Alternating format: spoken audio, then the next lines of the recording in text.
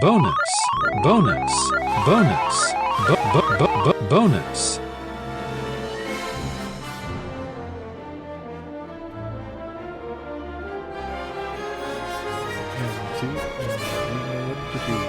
Hooray for Hollywood!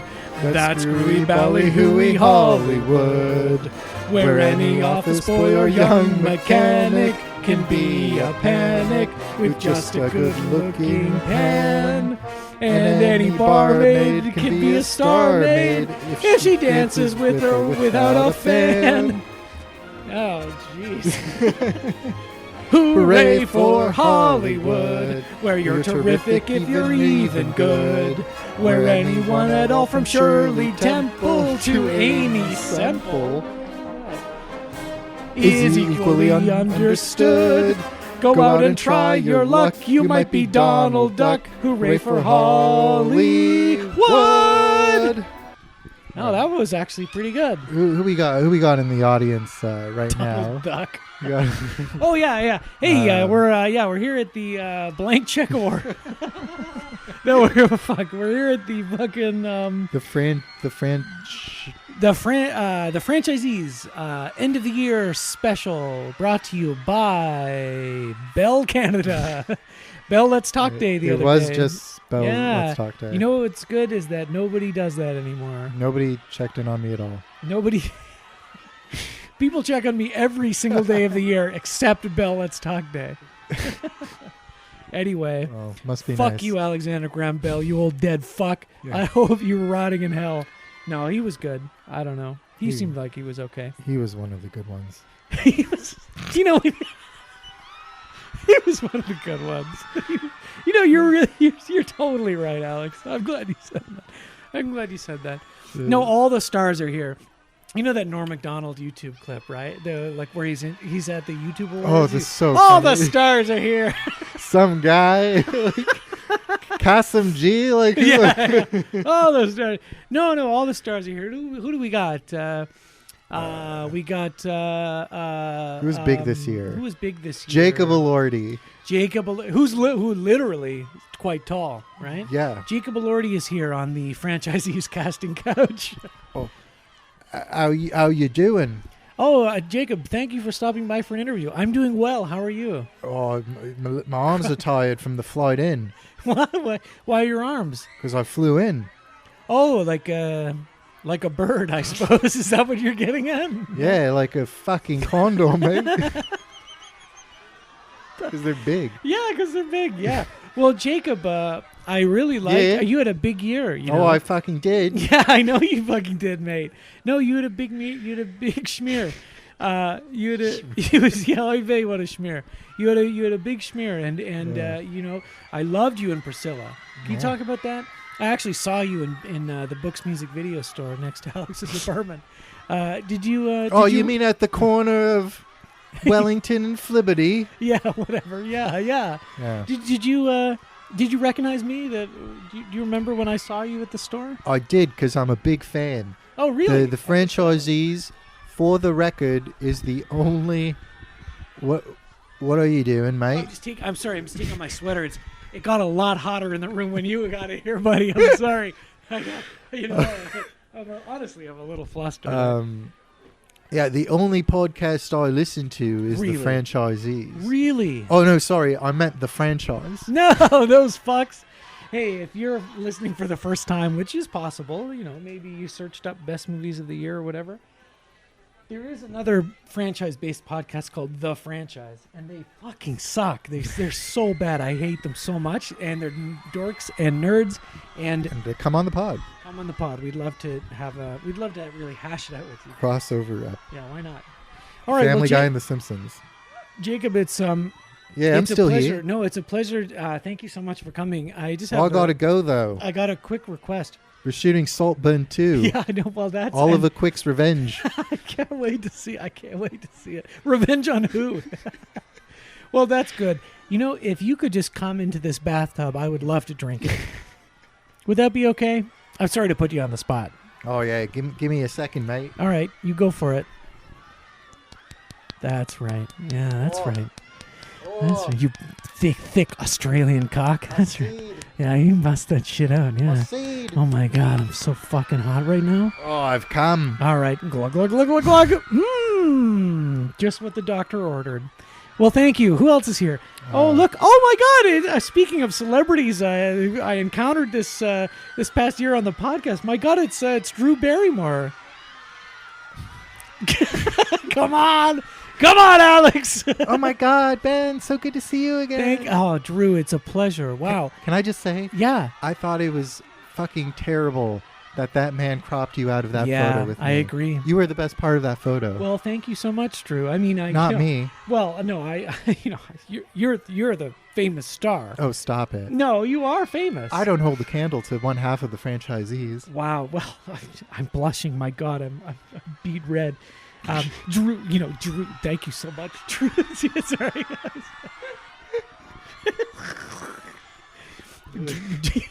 Drew, no, I can't fucking do it.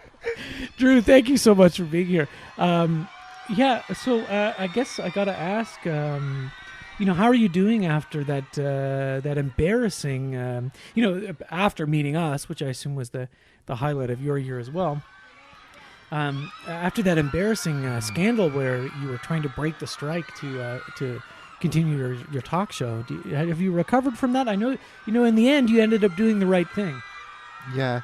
To me, I felt it was more the world that had to recover, and reconcile different perspectives, because I don't consider myself an actor anymore. I'm more of a journalist and a life documentarian. So okay. I still don't believe that what I did went against any striking actors per se. So okay. Yeah. But I'm happy that everything worked out, and we could all look forward to a year of giant blockbusters and quality motion pictures. Okay, well, that you know what? A typically diplomatic and effervescent response from Miss Drew Barrymore. Thank you so much for being here, and thank you for. What are you doing later? Are you serious? Are you serious? Me? Yeah. Well, I mean, I was just gonna go home and maybe watch a bit of TV or something. But if you, what are you doing later? Well, I'm really in the mood to snort Tracker Jacker venom off of your body and stay up watching Aphex Twin music videos. Oh, really? Oh, really? That's crazy. Well, yeah, Drew, my God, I would love to. I have to get up really early because I'm working on a friend's movie tomorrow. But no, yeah, of course. Yeah, of course. No, I'm not going to say no to, the queen of Hollywood, Drew Barrymore. The heiress of the Barrymore acting fortune. I'm familiar. Trust me. Yeah. Who's your favorite of the other Barrymores? Langley. Yeah, you're right. Of course. Lanky Kong. Yeah, of course.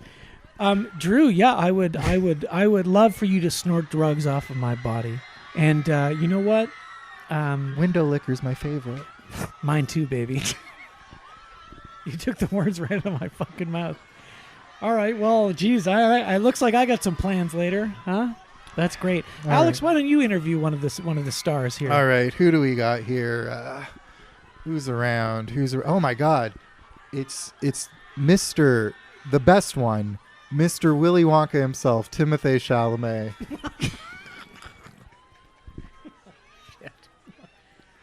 Yeah. Hey, how are you doing? Timothée, you've been everywhere, but not just this past year. For Yeah. It feels like years now. Yeah, thanks for saying so. It's I've really blown up, and it's just a matter of trying to stay humble, and trying to stay grounded. And there's really only one way there's two ways that I stay grounded. Do you know? Have I told you this before? No, Alex? please. Well, one, I listen to the franchisees, and I think that hearing your guys kind of, view askew, kind of jaundiced look at the entertainment industry, that really helps me keep me kind of chill During the work that you do? Yeah, of course, and then of course, I hang out with I hang out a lot. And people don't. I try to keep this under wraps a little bit, honestly. Oh, an inside scoop from Timothée Chalamet. Yeah, well, I've got a girlfriend now. One of the Jenners. I don't remember which one. Caitlyn. That's not Caitlyn. I'm pretty sure it's not Caitlyn Jenner. I'm pretty sure it's one of the younger ones. Kylie. Let's say Kylie. And so we spend a lot of time together. But I actually hang out with one of the directors of one of my movies. Not one of the more recent ones, but the one I'm probably the most proud of. Have you ever seen A Rainy Day in New York? No, I haven't. Who did that? Woody Allen. Have you ever met him? I have not had the pleasure yet. Oh, really? Well, I brought him. He's my date for tonight. Oh my God, that's so exciting. Yeah, I know he comes up on the Fanchisees a lot. So do you want? He's over here. Yeah. See how I segued into that? Smooth. Hi, Alex. Excuse me. Sorry. It's a pleasure to be here. Thank you so much. I was just thinking about doing kind of a what's the name of his movie? What's the name of his fucking movie? Woody Allen? Yeah, what's the name of his movie? His most recent one? Yeah. Oh no, I was thinking about doing a Manhattan, but for Toronto, So I'm trying to think, Toronto was his city, and we have Gershwin or whatever the Canadian equivalent of Gershwin is, and it's like ba da da da da da. And it's Ben or it's Alex or it's me, Woody, and we're saying like Toronto was his city, He was at Spadina and Bloor. near where Alex lives. If anyone wants to come and do a John Lennon on him, or maybe a more, and so I was just thinking like, would you be interested in? Would you be interested in defending me publicly? Because I've been able to make movies still, but they're only the French will only the French will fund them, and it's embarrassing. It's embarrassing, is what it is. So if the franchisees on their official, very popular Twitter account. If only they could, just a one kind word for Woody, if you could just one kind word for Woody, because Timothée, we're friends in real life, but, he won't talk about me in real, to reporters, but we see each other almost every weekend, but he won't, so if the franchisees could just, just one tweet, Kind of sweeps you under the rug. if you could just do, or maybe like an Instagram reel, you could do. Publicly supporting Woody Allen. Just one, please. No one will talk to me anymore. Except for Wallace Shawn. We have Wallace Shawn here as well. Anyway, goodbye. I have to go die now. Hey, yeah, it's Timothée back here. Thanks a lot. Sorry, yeah, so just so you know, like what I was saying before, I don't actually hang out with him. That movie was a mistake, and I really regret it, just like on the official record. Also, if you could edit all that other stuff I said out, that'd be great. See me in Dune 2 coming up. Yeah, Dune 2 others is Dune 2 yourself and all that. Peace, love, and Timothée. Any hot scoops from the set of Dune 2? Nope. It's good. It's gonna be good. The franchisee should do it next. Ooh. What if we were to do that? Yeah. I don't know, Timothée. We don't really do fan requests unless they're from Bill from North Carolina. You're back, baby. We have Bill on the line. No, we don't. We're kidding. Someday, if you write into the show, you want to talk on the show, you can say whatever you want. I've been listening to you guys for so fucking long. I've been listening to you since Pasolini. Don't do this to him. Don't do this. No, we love you, Bill. You're a great big fat person. We're having fun. Yeah, this is a fun episode. It's the end of the year. We're on the couch this time. We're not even in the freaking studio, man. I'm incredibly bloated. Me too. We recorded Jurassic World. We went out and ate some wings. Now we're back. And we're sitting on the couch. Yeah, I got the hot wings with the extra cum sauce. I took a really good picture of Alex and the cummy sauce dripping on his dumb face. Sorry. No, it's okay. I'm sorry. I do have a dumb face. I'm sorry. I don't know what I was thinking. I don't mean you guys are my allies. No, that's Chris. Now you're doing Chris. No, that's not Christopher I Walken. also do Chris Walken. I was. It's somewhere in between the two of them. Yeah. Yeah. Wow. You know, like Walkie Allen. Whoa. Wow. It's a pleasure to be here. Sorry. We're so sorry. What we're doing, this is a boner episode. Ooh. And we're going to talk about our favorite movies from 2023. Yeah. Yes, it is 2024. It is the first month of 2024. Possibly second. Possibly second, depending on when I get around to editing this. However, we've done some catch up. Yeah. We've seen some of the big movies that only get released here, in like the first couple weeks of January. And I think I'm comfortable to call it. Yeah. There's a bunch of movies I haven't seen. Same, and I'll asterisk those as Ben lists them off. We will talk about them for sure. Yeah, basically, we're just we did this last year, but it was it was like half of a cop-out episode. Sure was. Like not a cop-out, but like the movie The cop-out. movie cop-out. Yeah. You know the one, Tracy Morgan, Bruce Willis, Yeah. and our God, Kevin Smith. Sorry, we have Kevin Smith here as well. Hey, dudes, what's up? Dudes. And I was fucking my wife and shit, and I was like fingering high. fingering my hot wife. I was so high, I fingered her ass. We're not usually like this. Each of us have had one beer. Yeah. Yeah. But a lot of chicken.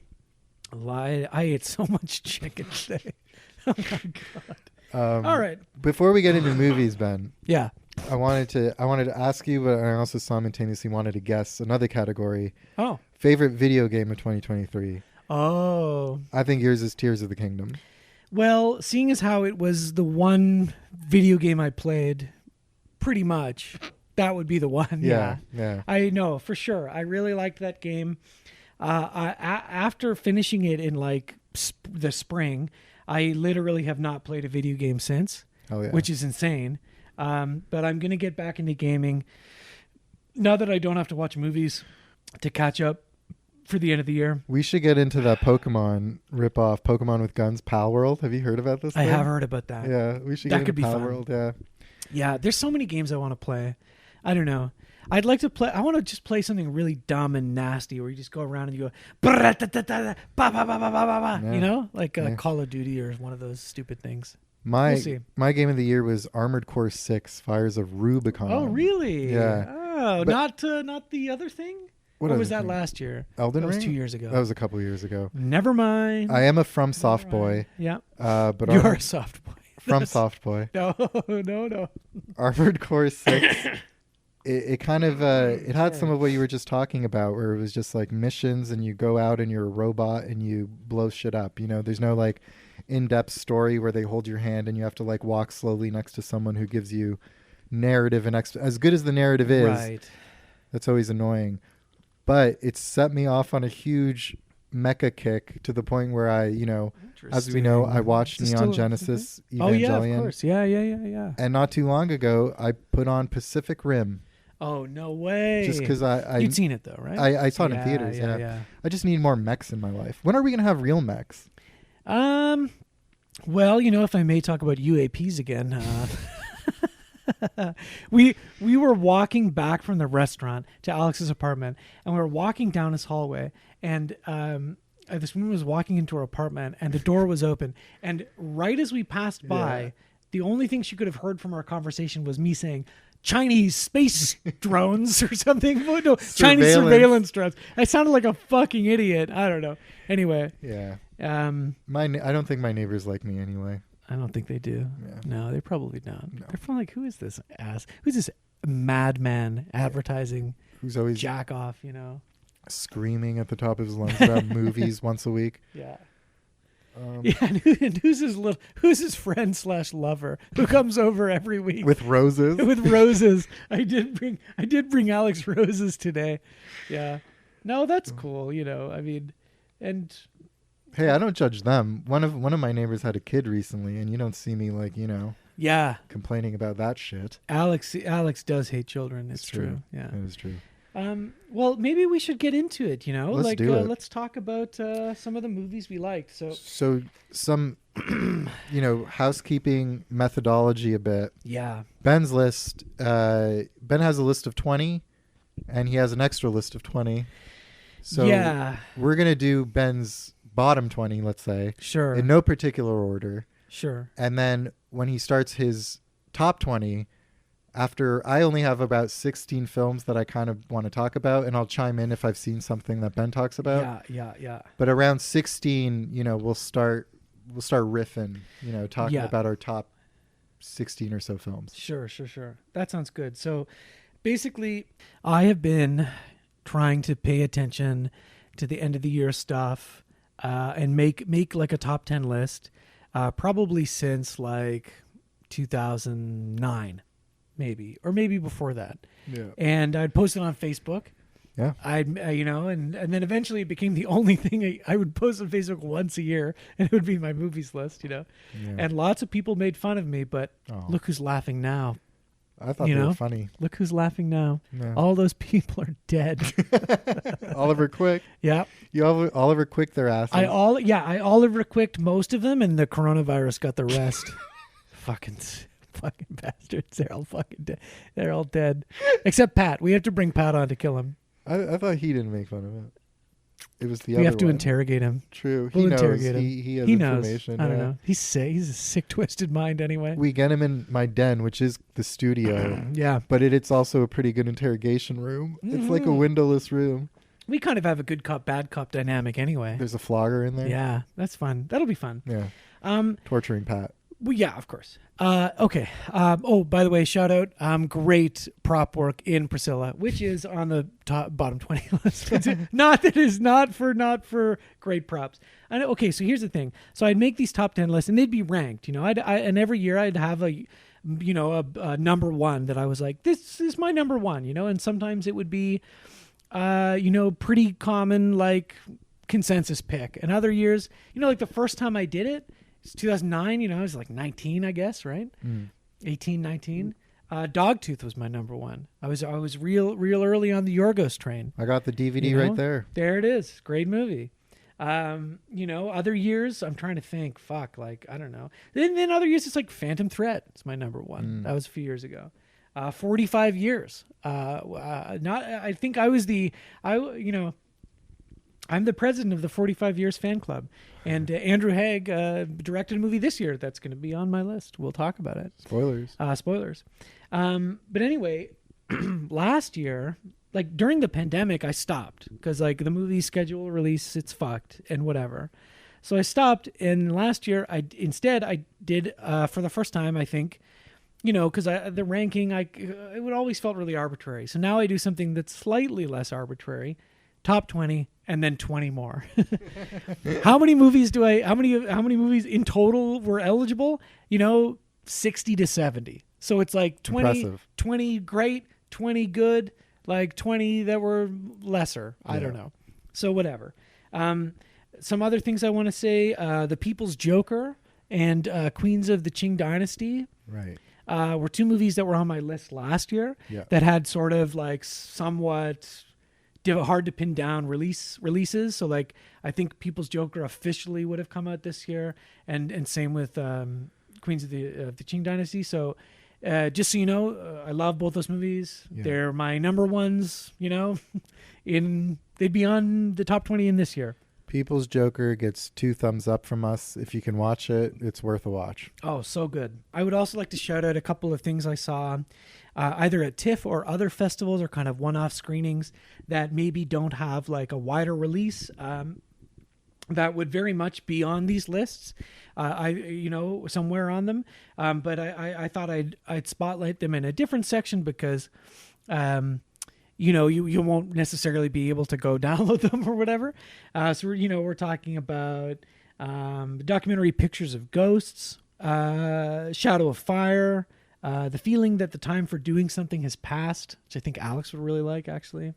And then Cool title. two from filmmakers I know, or one that I kind of just met recently. But the All Golden was a really fun screening that this kind of screening group like Bleeding Edge put on, and it was really fun and fun to meet Nate after, and also A Storm Blows Over, which a friend Gavin directed, and I was so impressed by that, and so happy to be able to see that at the Real World Festival here not too long ago. So big shout outs to all of those. And then of course also I would be a fool to not bring up Aggro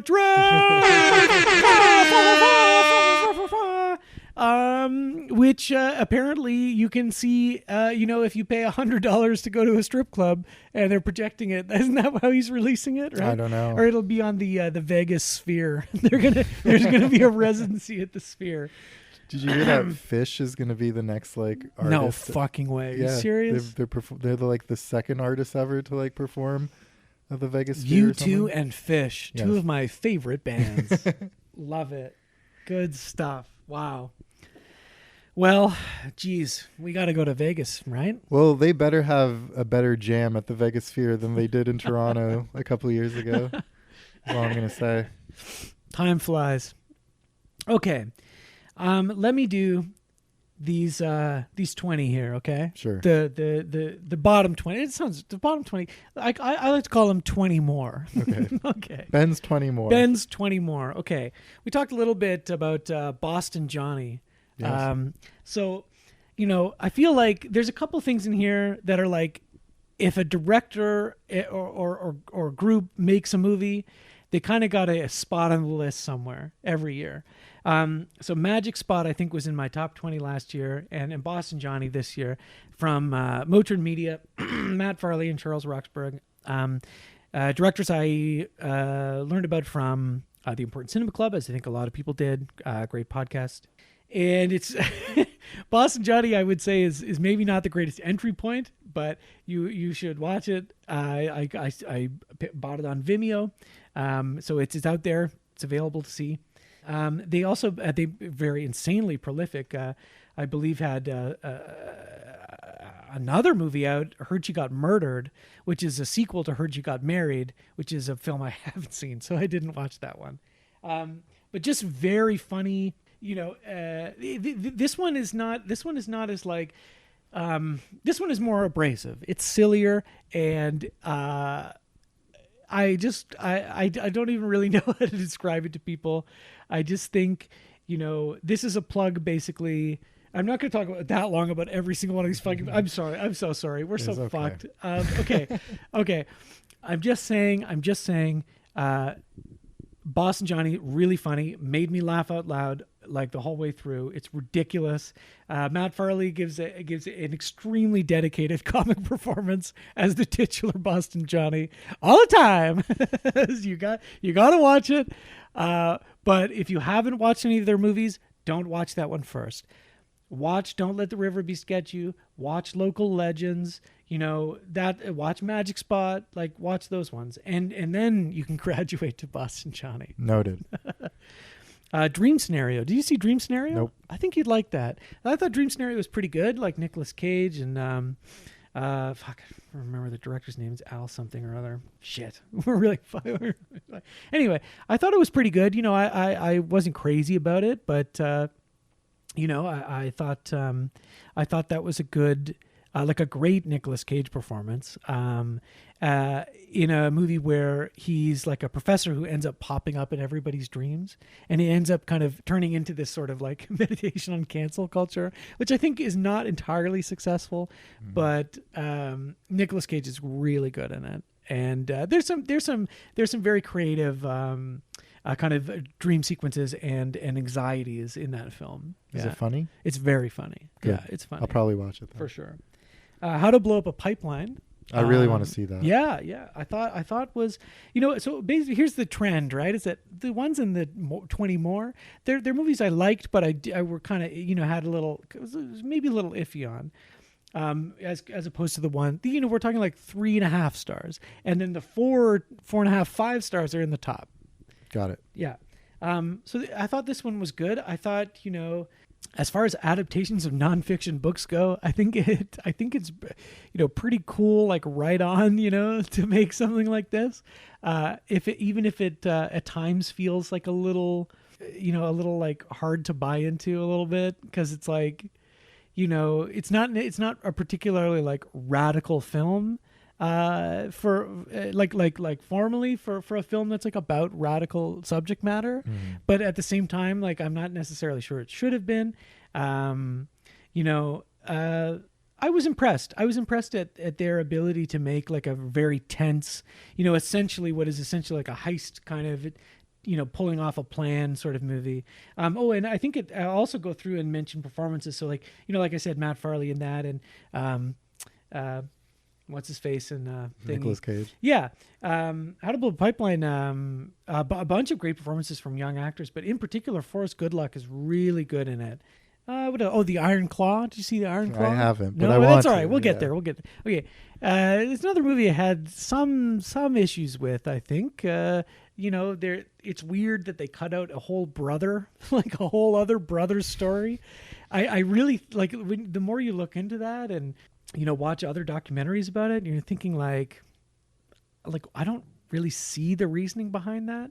I get the whatever, but and I think it's a pretty corny movie. Like a lot of these ones on this list are pretty corny in a lot of ways. But I was impressed. I thought Zac Efron was really good. I was talking about this with someone else the other day, and they didn't think so. But I thought he was very strong in the role. And there's just a lot to like about it. Like it's a pretty devastating movie that I think could have been stronger if they had committed maybe a little bit better to telling the actual full story. Sure. Because it's almost unbelievable, like the pain that this family's gone through.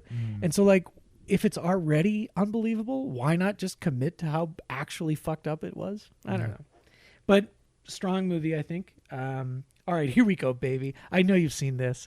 John Wick Chapter 4. I have seen it. Is that on your list? So this one would really, I have like a top 10, and then I have like 6 honorable mentions. 6 more. I have 6 See? more. We did the same thing. John Wick is one of my 6 more. Yes. Yeah. So I'll just get it out of the way now. Yeah. So I think like when he gets to Paris, that's like the beginning of like an almost on its own feature length, like masterpiece, nonstop action film sequence. Some of the stuff beforehand is entertaining, but like, I've never been the biggest Wick head. That's right. Alex dips his wick, but not all the way in. No, half Wick. But that final sequence when he arrives in Paris, holy moly. I know. Unbelievable. Like, yeah. We talked a lot about the John Wick movies. Yeah. You can go listen to the episodes. You don't need to hear us. You turn on the podcast to talk about John Wick, and what is it? Oh, it whips ass. Oh, it fucks. It slaps. One of the best I say movies. it slaps. I say it fucks. Back and forth. It slaps and fucks. Yeah. It certainly does suck. Remember Wayne's World? Yeah, I do. We also talked about Wayne's World. One of the best movies of 2023, Wayne's World 2. John Wick 4, I thought really good. It'd be nice if they didn't make another one. Looks like they're going to anyway. Yeah, no way he was dead at the end of it. Whatever. Whatever happened to that ballerina movie? I don't know. Are they still making it? I don't know. All right. Well, I see. I'm going alphabetically. If you haven't noticed, Knock at the Cabin, M. Night Shyamalan. Did you see it? I haven't. I've been meaning to. AKA Cock at the Cabin. Hell yeah. That's right. Another movie I watched. Oh yeah. Knock at the Cabin. I see. So here's the thing. There are some of these that could easily cross over into the top 20. Knock at the Cabin. Maybe even How to Build a Pipeline. I don't know. Knock at the Cabin, really good. Talking about great performances, Dave Bautista is such a commanding presence. He's like from his first scene, like everywhere these days. Oh, he's so good in this movie. Like I think that that movie walks a really fine line, like a lot of M. Night Shyamalan movies do, between the ridiculous and sublime, or whatever you want to call it. Like he grounds that movie in reality. It's such like when you get a big man like that and you put little glasses on him, like in Blade Runner 2049, Love that. you know, or in this movie you give him this like very gentle way of talking, but he's so intense and yeah. Anyway, I'm in the bag for Shyamalan. I think he's great. I really liked the run of more recent movies like Old and Knock at the Cabin and so on. And I'm happy to see him out there. I'll always be in the theater to see those movies. And Bautista, come on the pod. My God, that would be great. I mean, everyone in that movie is really good. I think, there's some... The ending, I don't know, is super strong. It's a little bit... It opens up some weird questions, let's just say. But, like kind of spellbinding movie for like most of the runtime. And a big part of that is due to Batista, I think. Yeah. Right on. Okay, here we go. Back on the pod.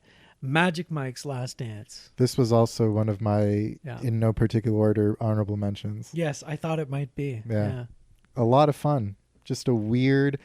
And I know it caught a lot of flack when it came out. I'm not really sure why. I don't know why either. Like why the public opinion just shifted so hard on this one. Yeah. It's different, but like it's...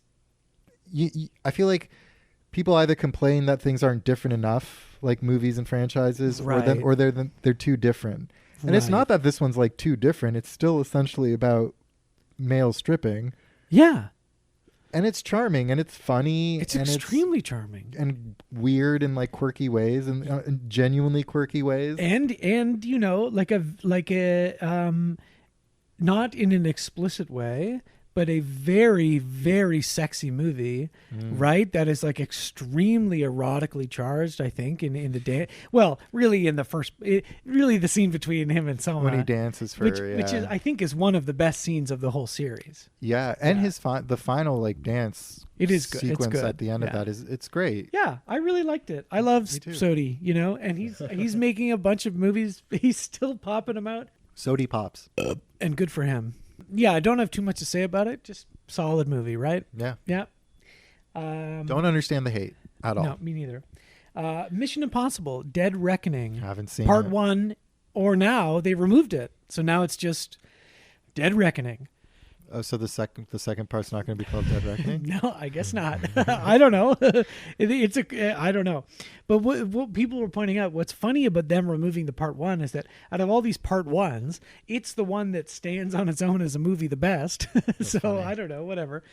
Anyway, again, like not much to say. Just a really solid action movie.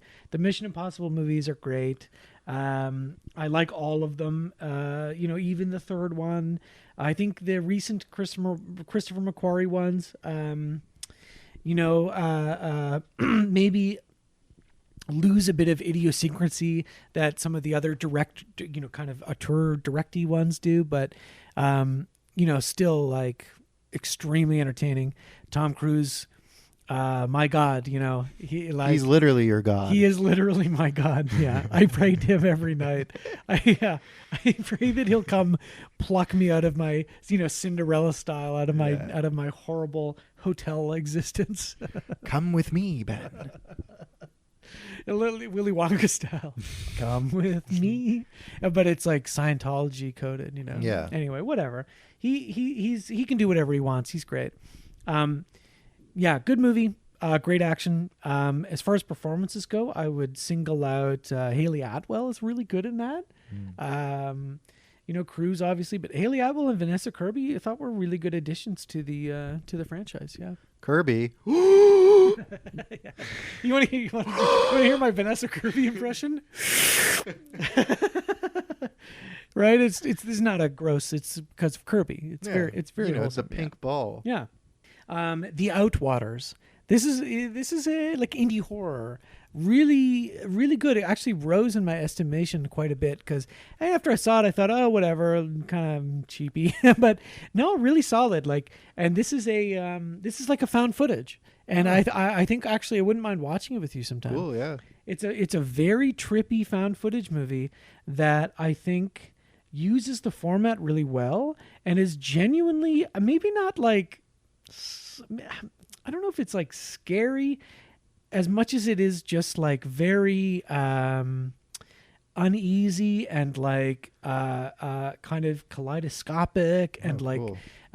It captures this feeling of like being unmoored in time through perhaps snorting ketamine or something else that I thought was really interesting. It's like these like people on a trip in the middle of nowhere and then fucking it all goes to hell. I think I've heard of this movie.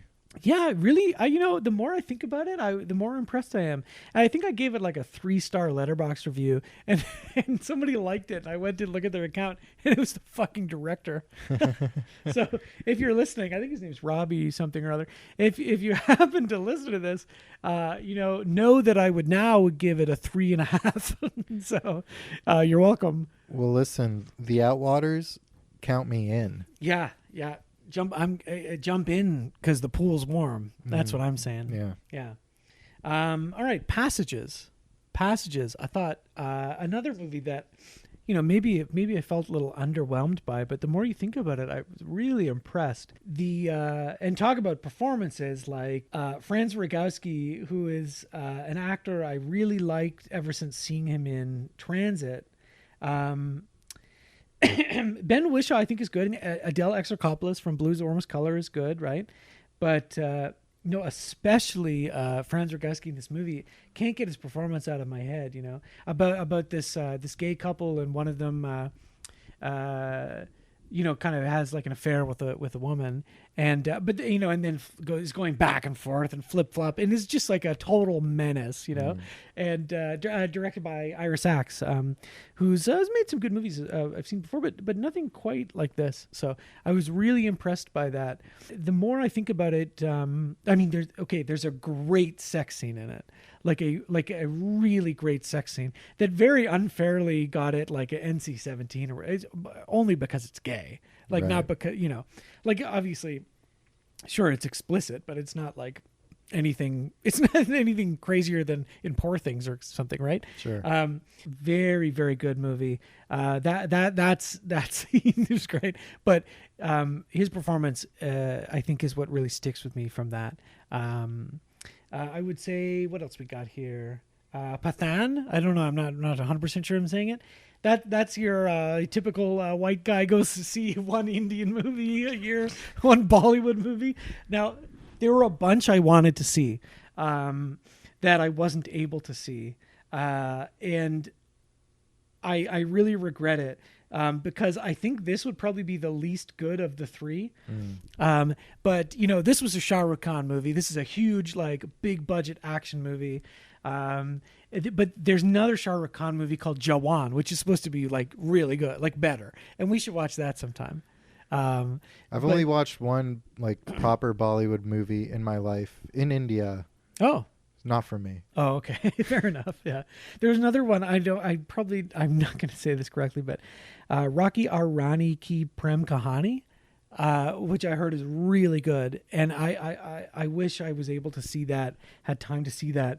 I was kind of trying to fill in some gaps over the past week, like play some catch up, but I didn't have time for any 3-hour-long movies, unfortunately. Because 3-hour-long musicals. I know.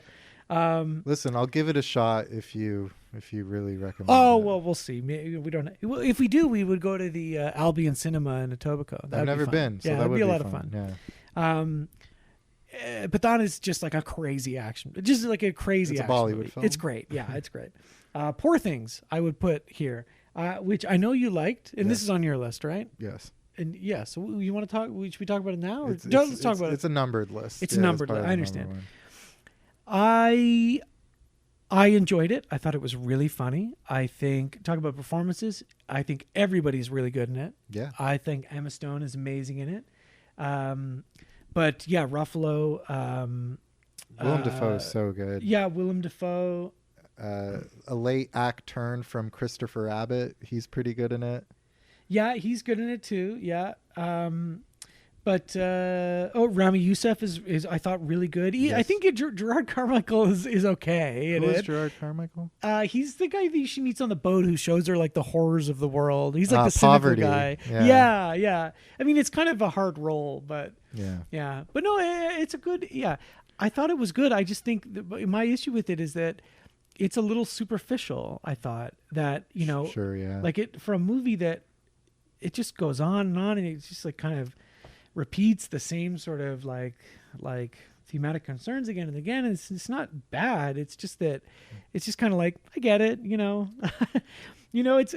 it's like, it's kind of like, it's very similar to Barbie. It's like kind of the art house Barbie, isn't it? Yeah. I saw a really popular and funny Letterboxd review that was like, this is Barbie for mentally ill people.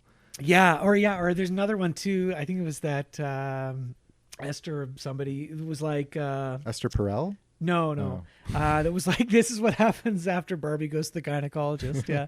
and Barbie's not on this list. And that's part of it too, is that I was impressed. I laughed, thought Barbie was really funny. I had a good time at the theater, but ultimately, I was kind of disappointed by, and you would say, oh, it's actually pretty radical for what it is. And I would agree. Like it's for a toy commercial, for a fucking Mattel commercial, whatever. But,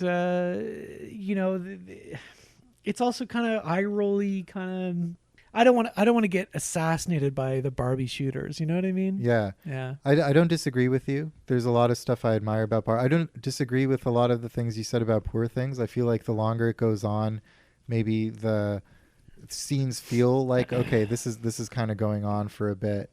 Yeah. But to me, Poor Things was the hardest I've laughed in a movie theater this year. Yeah. And I know you like Yorgos a lot, right? I stan Yorgos. It made me laugh an unexpected amount I wasn't expecting to. Yeah. I think the production design is stunning. So I didn't mind, that like the movie felt a bit like overlong at points, but it totally can. But I won't talk about it as much when I get to it. But I just thought it was, and it was really great to see. I feel like Kubrick's influence comes out a lot in his other movies, but this one you can really see the Terry Gilliam influence. Yeah, it did feel like a Terry Gilliam movie, eh? And it made me miss Terry Gilliam when he was, at his peak and in his prime. Instead of being a fucking idiot.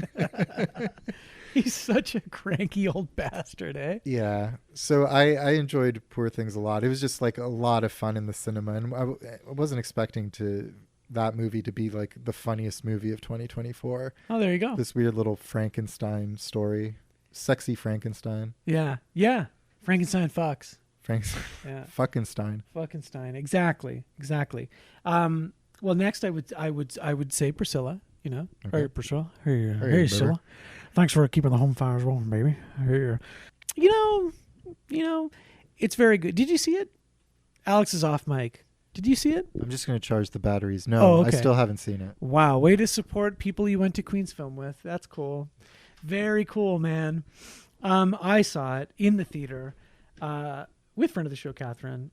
And, I thought it was good. I was maybe a little underwhelmed, but I think that's sort of part of the story. Like we talked about it a little bit when I saw it. I think really strong production design and prop work and soundtrack choices. Great performances by Kaylee Spaney and Jacob Elordi, friend of the show. Past and future guest. Of course. I think it makes sense that it's kind of a drag because you're at near the end you're like her life is a fucking drag. She's a bird in a gilded cage in Graceland just while Elvis is off fucking Anne Margaret, as I was saying, starring in a bunch of shitty Hollywood movies, and then he comes back with all his boys and he's like, here, let's get around a hot dogs and play table tennis or whatever, right? And she's just there being like, will you be will you be my husband? And he's just in and out, fucking doing whatever he wants, getting addicted to pills, fucking, and then he dies in the toilet. And that's how it goes. No, she left him before that. I'm pretty sure. Good. Anyway, not a bad movie, but not a great movie. Saw X. This is my honorable mentions as Excellent. It had no reason to be as good as it is. Yeah, you know, I'm not saying that had I seen other Saw movies back in the day, were I as enlightened as I am now, you know, would I put them on my top 10, top 20 list? Maybe. I don't know. This movie genuinely is really good. It's one of, if not the best Saw movie, Yeah. you know, like as like a film, you know. The just like the quality and production design. Maybe it's just relocating My it from God. Toronto to anywhere else. Yeah, yeah. Instead of being shot in a drab warehouse down the block from where Alex lives, They shot in a drab warehouse in Mexico. in Mexico. But it livens it up. It's fresh. It is fresh and it's really good. Like the traps are good, Just solid. And I think as we talked about on the episode with Jordan and Anissa, it's a really moving, like emotionally resonant movie, in large part because of the performance by John Kramer. Wait, what's Tobin Tobin Bell. Bell? Yeah. No joke. No joke. Yeah.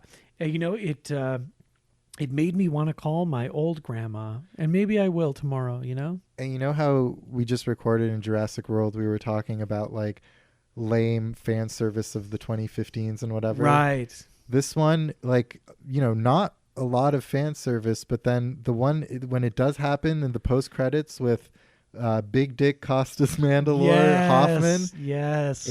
Funny. It just it's fun. It works. It's solid. It's still a grisly, mean little horror film, but it's just a good time. No, it's a great time. Yeah, like It's the best time you'll have watching a man lobotomize himself. and that should really be the final word. You're right. Great movie. So I debated whether or not I should put this on, but I thought The Sweet East was good enough to put on the into this 20 more list here. It kind of labeled as like whatever, some edgelord movie, but you know it actually really isn't as edgy or provocative as people were making it out to be. This is the directorial debut of Sean Price Williams, who is like the cinematographer who shot like, you know, every good, amazing, like, you know, indie New York movie in the past like 20 years. And written by the film critic Nick Pinkerton. And for a movie written by a film critic, and specifically that film critic, it's not nearly as pretentious as you'd think. And maybe it originally was, but who knows? I was impressed. Jacob Elordi's in it. Ayo Debri's in it. A lot of people are in it. A lot of good people are in it. I thought it was fun, and I thought it was funny, and I thought some of the things that maybe people would knock against it for being, you know, shallow or like you know, needlessly transgressive or whatever, I thought actually have reasons to be in the film. You know, I don't think it's like empty-headed about some of its provocations. You know, I don't think it's necessarily as thoughtful as it could be. And I don't think it really says that much, that maybe it's trying to, about, you know, what modern America is today. But, you know, you don't see a lot of movies that are trying to, you know, kind of encapsulate what like America, living in America right now might be like, you know, just how fucked up it might be. And, but in a way that is also gleeful and kind of proud of it, you know? I don't know. I gots to watch it. I think you'd like it. Yeah. I think you'd get a kick out of it. You know, a totally different register. Teenage Mutant Ninja Turtles: Mutant Mayhem. I debated putting this in my honorable mentions. I didn't give it a shout out, but very, very enjoyable little film. Yeah, I just put it on here because I needed 20 more. So no, I thought it was really enjoyable. We talked about it on the show. Yeah. No need to get into it here. I do want to say it's pretty fun. I started watching the new Spider-Verse movie. Right. I stopped watching it. You know? Really? Yeah. Oh, I didn't think it was that bad. It's not that it's that bad. It's just that like I'm so Spider-Man saturated. You know. I also played Spider-Man 2 on the PS5. Oh well, that's why. Yeah. Ninja Turtles: Mutant Mayhem. I thought it was a more rip-roaring little film. Dare I say it was fresh? Yeah, it was kind of fresh. It actually was fresh For an old-ass franchise. For something that is as old as Funky Freshness, you know, it was genuinely a fresh take on it. It's a fresh pizza pie. So well done and very funny. Telemarketers. The show. Now is this a show? You fucker. Is this You're hoist by your own petard. Is it a 4-part doc series? What is it? We don't know. Doesn't matter. No. No. Because is TV's okay? Everyone has this question on the tip of their tongue, and the question is TV's movies? Is TV's movies okay? And the answer is usually no. Stupid question. But sometimes TV's is movies when I watch them. When I watch TVs and I think they're good, then they're movies. They become movies. Yeah, it's fucking simple. Into I don't know what people's fucking problem is. It's simple. Is TV's movies? No. Is TV's movies when Ben watches TV's movies? Yes. Like, you know, if I may quote one of the characters in Ben Affleck's The Town, get that through your fucking head. You know? No, that's not how they say. It's more like, get that. No, never mind. I need you to come with me. We're going to hurt people. I'm leaving this. Where do I sign up? That's not how he sounds. That's how they say. That's the famous Boston dialect. Yeah. I'm leaving this whole fucking town in my rear view. That's good. Thank you. Well, yeah, I would great. also put telemarketers in honorable mentions. It's really good. Yeah. Pat Pespis, fucking hero. One of the best characters of the year. Yeah. Definitely. I was talking a bit about this with some folks, and I was saying, you know, you might be a little let down by how it ends up, you know, because like the first hour is so strong, right? And seeing the craziness of the actual telemarketing. But I actually think as a whole, it's really strong because it's kind of like, you know, like the Michael Moore, you know, style of like a journalistic doc, right? Like investigative journalist doc sort of thing. You know, a lot of the times in those movies, you know, you end up basically like bumping into the man, you know, and then it's like, you can only go so far in railing against the man or the institutions, right? Yeah. Before eventually you get to the point where it's like, well, you're at the top, you're talking to the people at the top, and they don't care, all right? Or they're in on it, right? And there's nowhere to go.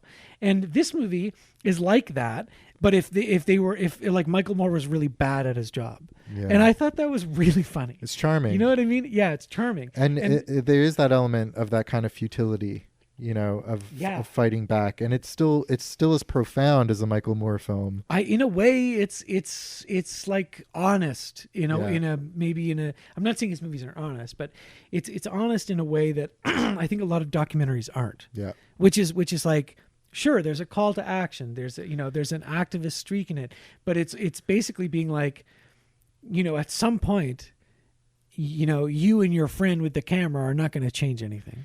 And I think you're right. Like, it's more because these aren't outsiders coming with their cameras to infiltrate the space.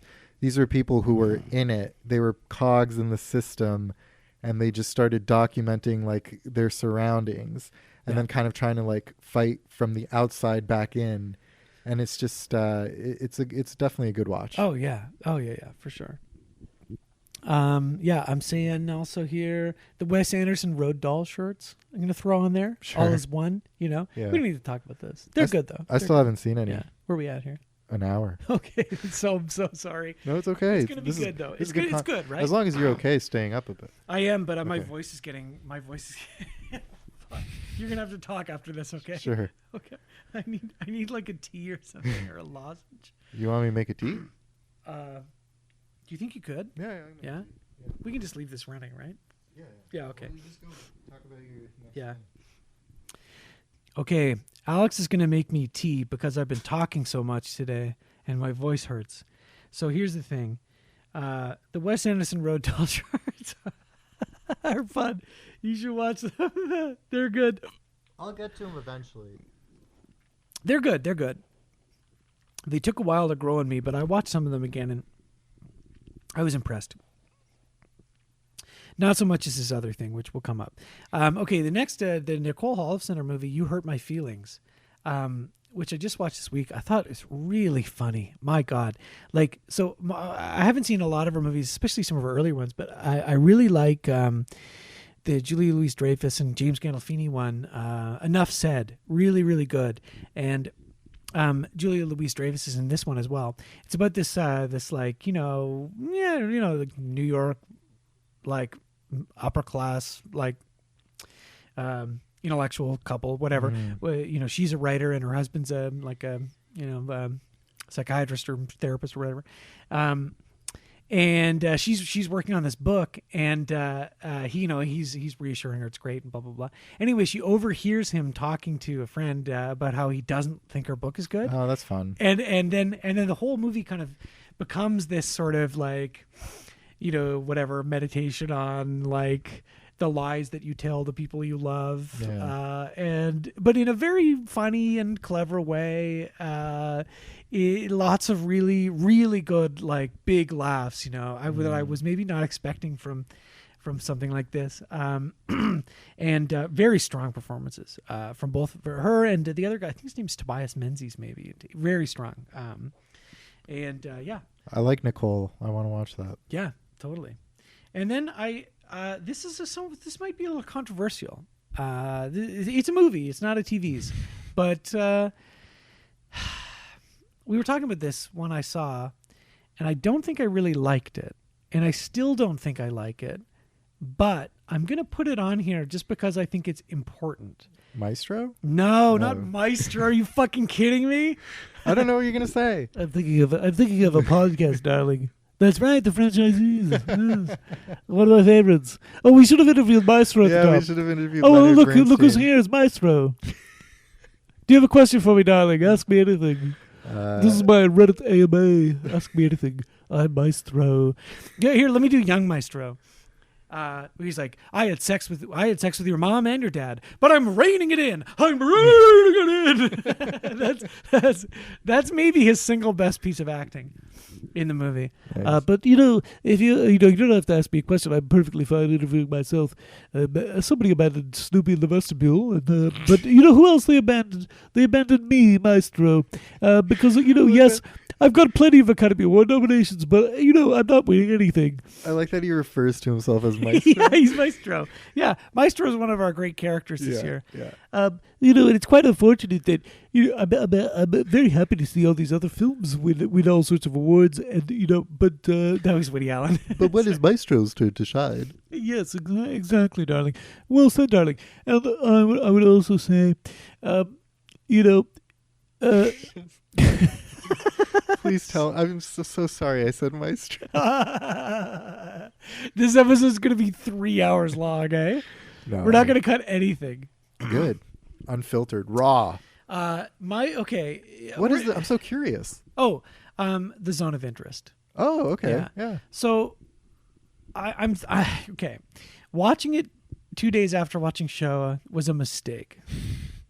Not like a mistake, but it did not do it any favors. I just feel like I get it. Mm-hmm. I understand what it's going for. I think it's a pretty obvious movie. I think it's very formally precise and like like whatever an artistic achievement, but. I just felt it's just like, so what? It just felt like kind of like obvious. I didn't come out of it with that like utterly gutted, devastated, that the way some people are talking about it, No, me neither. But it is on my numbered list, but it's pretty high up because I do admire it like as a formal exercise for what it is. Right. And I've seen people kind of say that like Sandra Hüller was like underutilized, and I thought she was quite like She's good in it. She's good because it reminded me of like Michael Haneke's horror personality films, you know, like Right. Benny's Video and stuff. I actually haven't seen that. Oh, nice. We could watch that sometime. I know it's too close to home with his name. You yes, know? and that you like video. I do like video. I watch video. I make video sometime. But you know, it's that thing where it's like you're watching these people play it like really straight, but you know what they're saying and what they're like, you know, interacting with is so upsetting that you're just like, how are you, you know, keeping it cool when like, you know, this is your life. Right. And it gave me those vibes, and I also stan Hanukkah, but so I thought the performances were like good. I just don't think it's like an entertaining narrative. I think it's no, but that's not necessarily my problem. No, I get that. Right. Yeah. Like I understand that it's like an anti-film or like an whatever, but it's just that I guess I was just expecting. Well, and I talked about this a bit. It's like, would it perhaps have been made its point in a stronger way, were it actually a more conventional movie that happened to be in that setting, you know, rather than this like, you know, formalist nightmare scape. I don't know. Yeah. I have to see it again, Yeah. and I will see it again.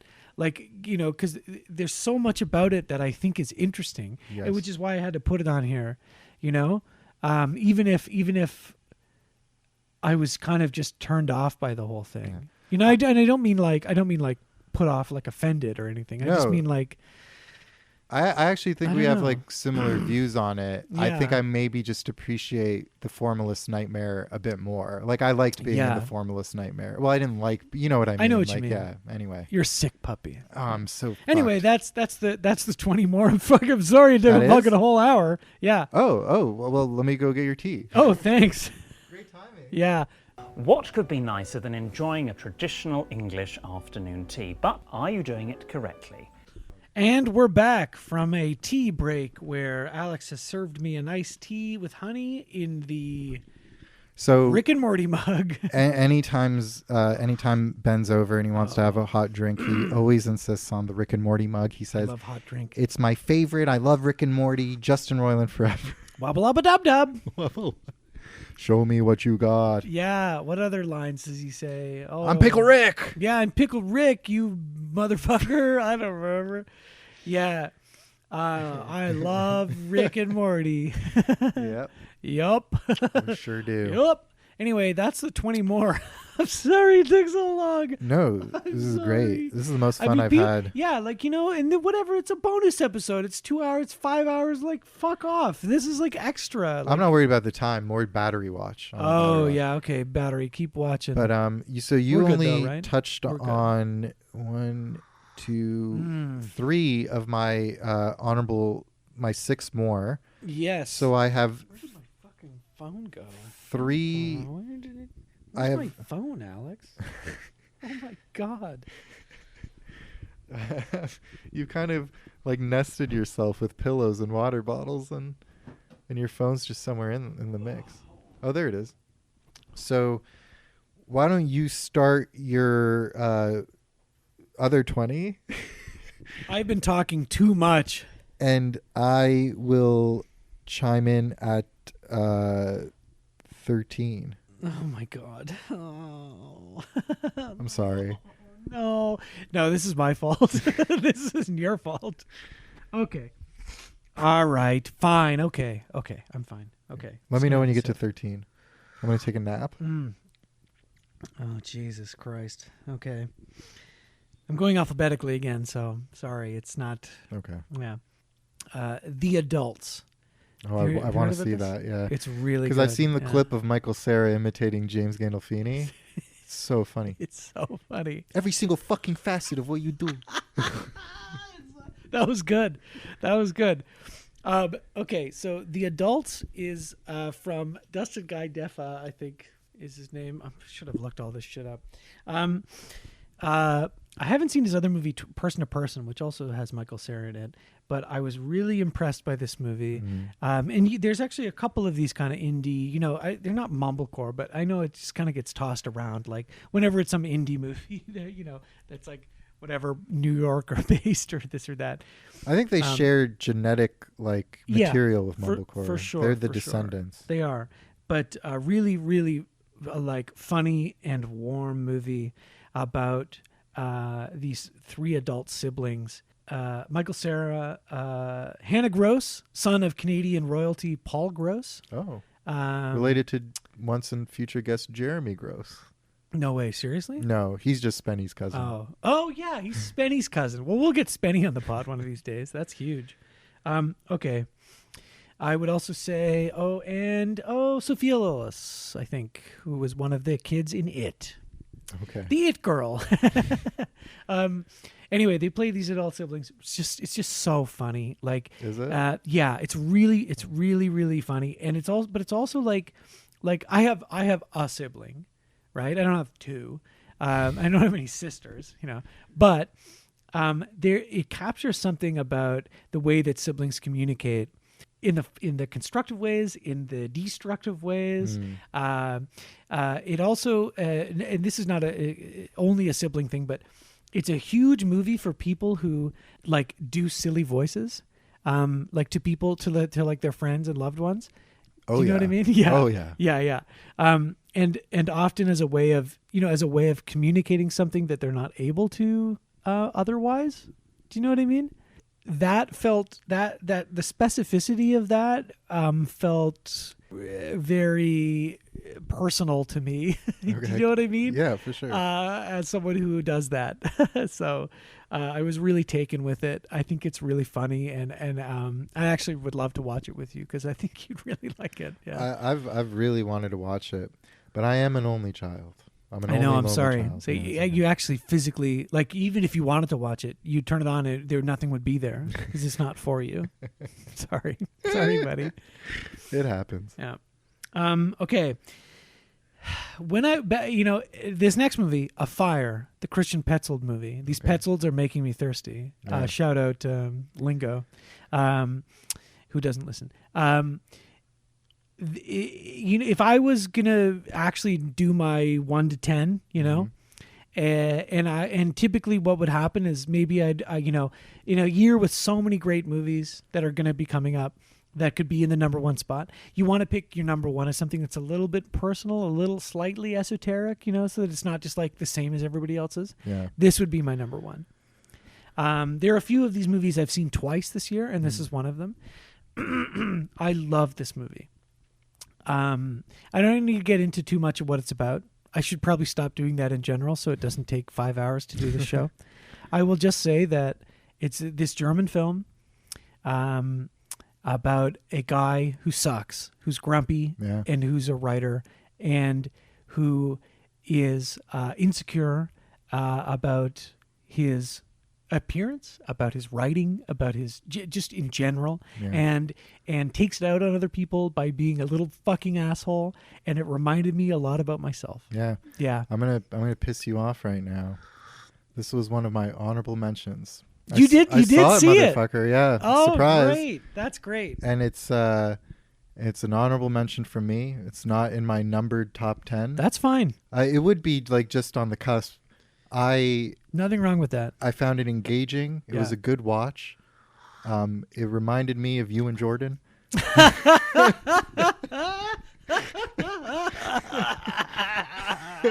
I was going to write a letterbox review being I could see why Ben and Jordan love this movie so much. Oh my God, that's funny. No, but there's elements to this guy that remind me of myself. I think anyone who kind of, inhibits the kind of sphere and personalities that we do. Yeah. People will relate to this person. Yeah. I just, it had a case of, I was watching it and I was like, why is this woman even giving him any kind of empathy or time of day?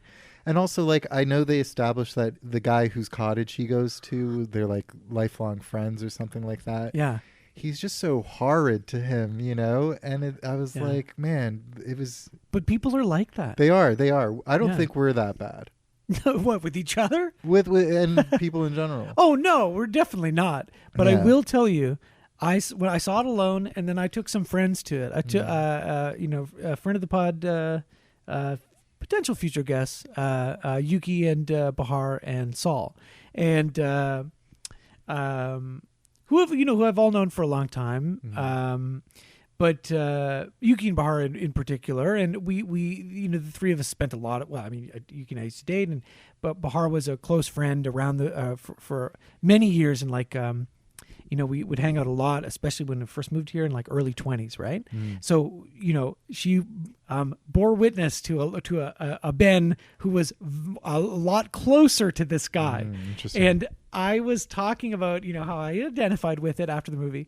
And she said what people were probably thinking, but she said it out loud, which is always something I always love about Bahar. She would be like, you know what? He really reminded me of you. Just like full on, just like anyway, which is very funny. Yeah. And she's right. There's elements of that guy in me still, but I used to really, back when I was in our 20s, really depressed. I used to be like for a lot that. No, definitely. But yeah, an honorable mention from me. Yeah. Okay. Great movie. Okay. All of Us Strangers. This is the Andrew Haigh movie. I'd love to see this one again. I thought this was just now. Remember I was saying some of these are corny. This movie is corny. It's corny. I loved it. I loved it, and I don't know if it very nearly made me cry. I don't know. I was held back a little bit. Maybe it was just a packed theater, and I thought it's kind of weird. I don't know. Whatever. I really liked it. I love Andrew Haigh. I think he's a great director. 45 Years especially, right, is one of my favorite movies. I love Paul Mescal. I love Andrew Scott. I was really impressed with them in this movie. I don't want to spoil anything for you or the listeners, so I won't. Maybe later on in a while I can tell you a funny joke about it, but not right now. Okay. All I want to say is that it's, and something I think, that Andrew Haigh is really good at is capturing like really raw emotions from his actors that may seem relatively simple, but I think speak volumes. This movie is so powerful. And Andrew Scott's performance, it's just he's just like I don't know what I'm fucking saying. I'm just trying to say it made me think a lot about my parents. It made me think a lot about death and dying, the process of dying. It made me think a lot about loneliness and the choice of being alone, and how you have to fight against it, and about I've never had a parent die, right? So I don't know what that's like, but I have had people close to me die, family and friends and so on, and this idea of being able to talk with them again years later, to catch up with them and tell them, show them who you are and who you've become, for better or for worse, I think is really lovely. And I think the romance in the movie is also very lovely. Also, there's a scene where they do ketamine, which I think is really cool, and everyone should do it. even though he KOs into the ghost dimension. There's the ghost dimension. I forgot to mention that. I don't know. I just thought it was really good. Oh God, and the music choices in this are so good too. So it's based on a Japanese novel that's been adapted by Nobuhiko Obayashi, who made House, right? Oh, nice. And he made an actual adaptation of this in the 80s, I think. It's the Japanese novel, and it's very different from that. Yeah. And Andrew Haigh put, I think, all of the stuff about like being gay in, I think, specifically in Britain, but more specifically, like in the late '80s and '90s, right? Like during AIDS and all of the cultural touchstones, and in particular music of that time, I thought was so well done, like in this film. Cool. Yeah, so just like really impressed. Well, I regret not going to see it with you because I quote, "I'm tired of gay movies." You did say, "I don't need any of that gay shit." Well, I didn't say that. You said, "Miss me with that gay shit." That's what you said. I've had my fill of. No, I love it. The truth is, I'll see it one day. I mean, yeah. Is it a quote unquote like sad gays movie? Like, yeah. Hell yeah. And do we need do all movies about gay people need to be sad? No, but it's a good one. Yeah. I thought it was really good. I'll see it. Okay, Anatomy of a Fall. Yes. Are we on the same page here? This one's on my numbered list. Okay, yeah, nice. But why don't you talk about it? Well, we can talk about it now. Yeah. How many numbers in are you, by the way? Have you 4? Okay, so a few more. I was sorry. Well, I'm sorry. No, it's okay. When we get like talking about movies. When we get into top 10, this one will pop up in my list. I currently have it at 6. Yeah. Okay. Cool. This is my 6th film of the year. Yeah. There was a lot about this movie I really enjoyed. It was a long movie, 2+ hours, but it was one of those movies you walk in. We were both at the same screening. That's funny. I forgot about that because you weren't there. Yeah. We didn't sit together. You were there, but this was after you saw Priscilla. I saw with Yuki and Bahar, and I would also say Elliot and Lex as well, if anyone's listening. There you go. Shout out. I found it completely engaging and engrossing. Yeah. It's like a relatively straightforward legal drama film. Yeah. But steeped in a bit of ambiguity and just really expertly done. Yeah. I know, totally. With an amazing 50-cent needle drop. Yeah, yeah. And I think, what is absolutely one of the performances of the year from Sandra Hüller. Yes. Yeah, that's not how you say her name. But she I mean, like, she's amazing. Everyone is, though. The boy, too, I know, the hot lawyer with the swooshy hair. Yes. Yeah. The husband, great. The really aggressive prosecutor. Yes, the bald fuck. Yeah, the dog. The dog, yep. Just, Snoop.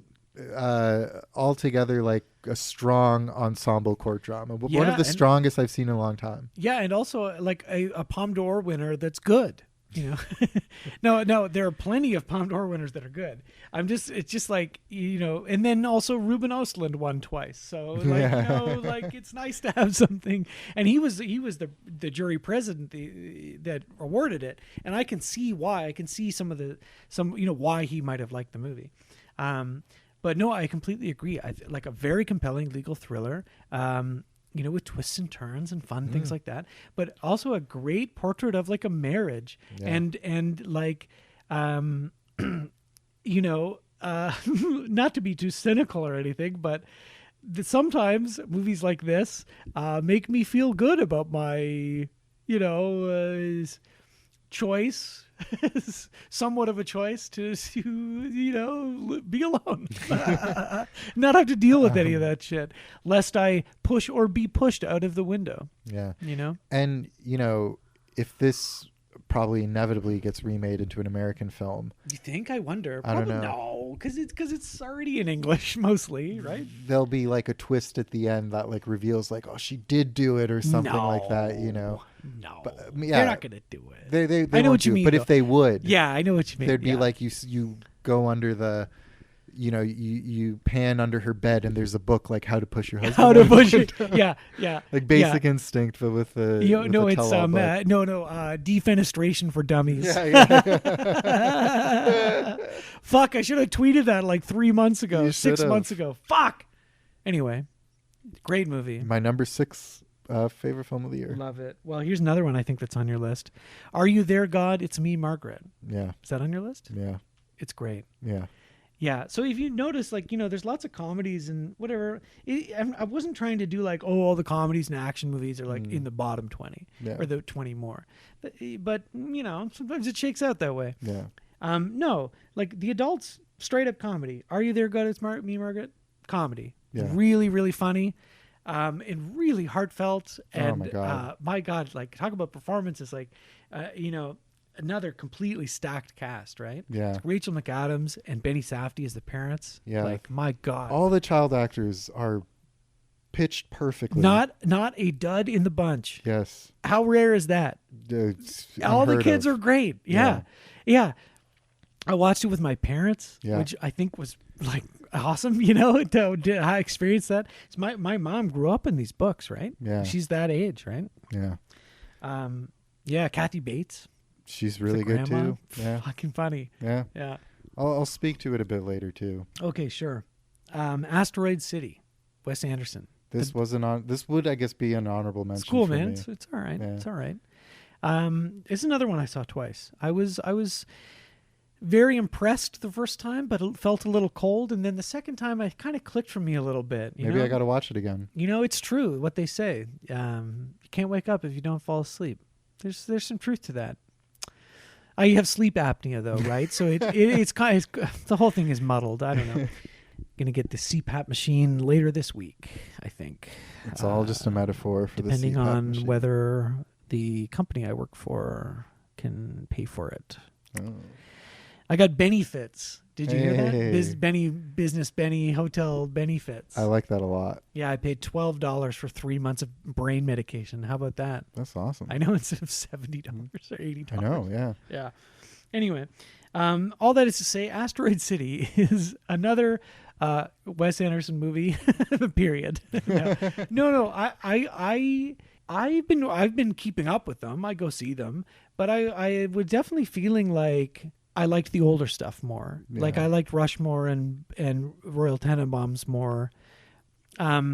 But before Asteroid City, I did rewatch French Dispatch, and I should say, I really liked French Dispatch when it came out. Yeah. And I was like, this is great.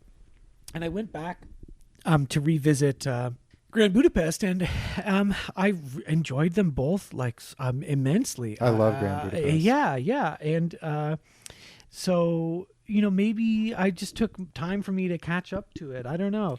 What should I, as someone who still had that initial reaction that sounds like you did, what should I kind of like look for on a second watch? What should I be open to? Okay, well, I mean, some of the obvious, like more surface pleasures, like obviously the production design is insane. Yeah. Everything looks like a faded postcard from the 50s or like a live action Looney Tune. I don't know. What do you look out for? I think the thing that the second viewing benefits most is some of the kind of Brechtian stuff, like the play within the play stuff, and the nature of whatever, this idea of not understanding the story but having to push through it anyway. Do you know what I mean? Yeah. Some of that stuff I think felt a little bit more resonant the second time you watch it, because the first time, like, I didn't know any of that was going to be in the movie because they advertised it very well, I think, where they didn't include any of the black and white stuff. So I think the second time I was able to focus on it a little bit more. I'm not trying to say I understand it any better necessarily.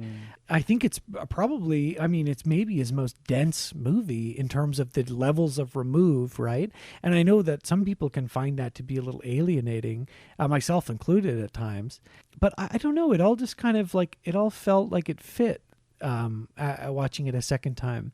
But I'm not necessarily sure why. I would say watch it again and try to focus on that stuff more. Maybe, I don't know. Okay. Yeah. Cool. But also, it is just like a funny movie. Yeah. No, I enjoyed it on a surface level. Kind of like I had a good time at the theater. Yeah. I just it didn't fully click. I think it's one of his better ones, actually, like overall, and then if we're talking about performances, I think it's one of Jason Schwartzman's best performances. He is very good. Yeah, he's really good. Though he was very good in Hunger Games. Yeah. Well, of course. Okay, The Boy and the Heron. What, is this like 12 for you or No, I haven't even done 10 yet. no? But oh, you haven't done 10. But What do you mean? What are you talking about? like, is this number 12? No. Or I mean, In my top 20? eighth. Like, have you done 8? I just have. This is 7. Okay. The Boy and the Heron. Is that on yours? It's in my top 10. Nice, Yeah. nice. No, talk about movies that I probably need to see again and that I don't think I fully understood. Yeah. Talk about movies that are dense. I think this movie for sure. Yeah. My Yeah. Letterboxd review, you can follow the WZA, Yes. was that there's too much goddamn bird lore in this movie. Or maybe not enough. Yeah. There's a lot of fucking bird lore. Yeah. And a lot of just like, I'm not familiar with the book How Do You Live and stuff like that. How do you live? Yeah. Please don't tell anybody how I live. It just feels like a very personal to Miyazaki film. Extremely, yeah. And that's okay. No, totally. Well, and I mean, people love to do this, like the reading of like, such and such a movie is, actually the director commenting on their own work or their own past, whatever. And I think a lot of times that's not interesting. It can be. Like when people do it for The Killer or something, right? Like I get it, but whatever. Like, is that really is that really that interesting of a take on it? With this, it's like it's not really up for debate. No. Yeah. And what he's saying about his legacy and his disappointment in his untalented son Goro. The earwig, the witch in the earwig, I or don't whatever. know, man. Tales of Earthsea. Poor Goro. guy. Poor Goro. And you hear like, Goro Miyazaki, like, his son or whatever. The man's like 50 years old. He's like a grown-ass man himself. Yeah, you Like, don't need to feel bad for him. He's fine. He's not like a teen trying to impress his dad. He's like, No, not anymore. he's a man. He's a man, yeah. No, I mean, like, Miyazaki makes a movie, it's probably going to be on the list, right? It's beautiful. But like, I don't think I fully wrapped my head around it. And that's fine. I don't think that's a problem. But I think as a movie about, about creation and also about like stories you tell yourself to deal with real life. The T word, trauma, grief. Yeah. Stuff like that. Getting lost in like a labyrinth of your own making, Yeah. I don't know. And whatever. And I don't know. I think How Do You Live is a much better title than The Boy and the Heron. And I think it makes a lot more sense. And, we should all be asking ourselves that question every day we get up and look in the frickin' mirror. Though there is a boy and there is a heron. Yeah, there is a heron. And I want to see the English dub too. Did you I see saw the English dub with Robert Pattinson? with Robert Pattinson. It's so cool. Your presence is requested, and like he's doing a weird voice. And Willem Dafoe is the wounded pelican. Yeah, it's really he's the best part of the movie. I am for sure going to watch it again. Yeah. Yeah, I love the design of the heron, like the way it kind of like just subtly begins morphing, like part human, like when you see it has teeth and stuff like that, and then his nose kind of pokes out of the beak. It's visually just like an absolutely like delicious film. Oh yeah. Yeah. And yeah, like, do I completely understand it? No. Are budgies cannibalistic like man killers apparently? Yes. Like, Yeah, the parakeet army. yeah, parakeets. Yeah. And the wara wara, the little white floaty boys. Spermy guys? There's always like a little white it. spermy thing in Miyazaki, or just like a cute little character. But yeah, it was one of those movies where it's like Jesus take the wheel, and in this case Jesus was Miyazaki. The Civil Dead, which is a Blu-ray I just brought over to lend to Alex. This would be the last edition. I've been meaning to watch this. Friend of the pod and hopefully future guest at some point, Valerie, I remember posting about it on Twitter and on Letterboxd, and I had seen it. There was a screening of it, but I wasn't able to go. But seeing her talk about it and how much she liked it, I was like, interested, and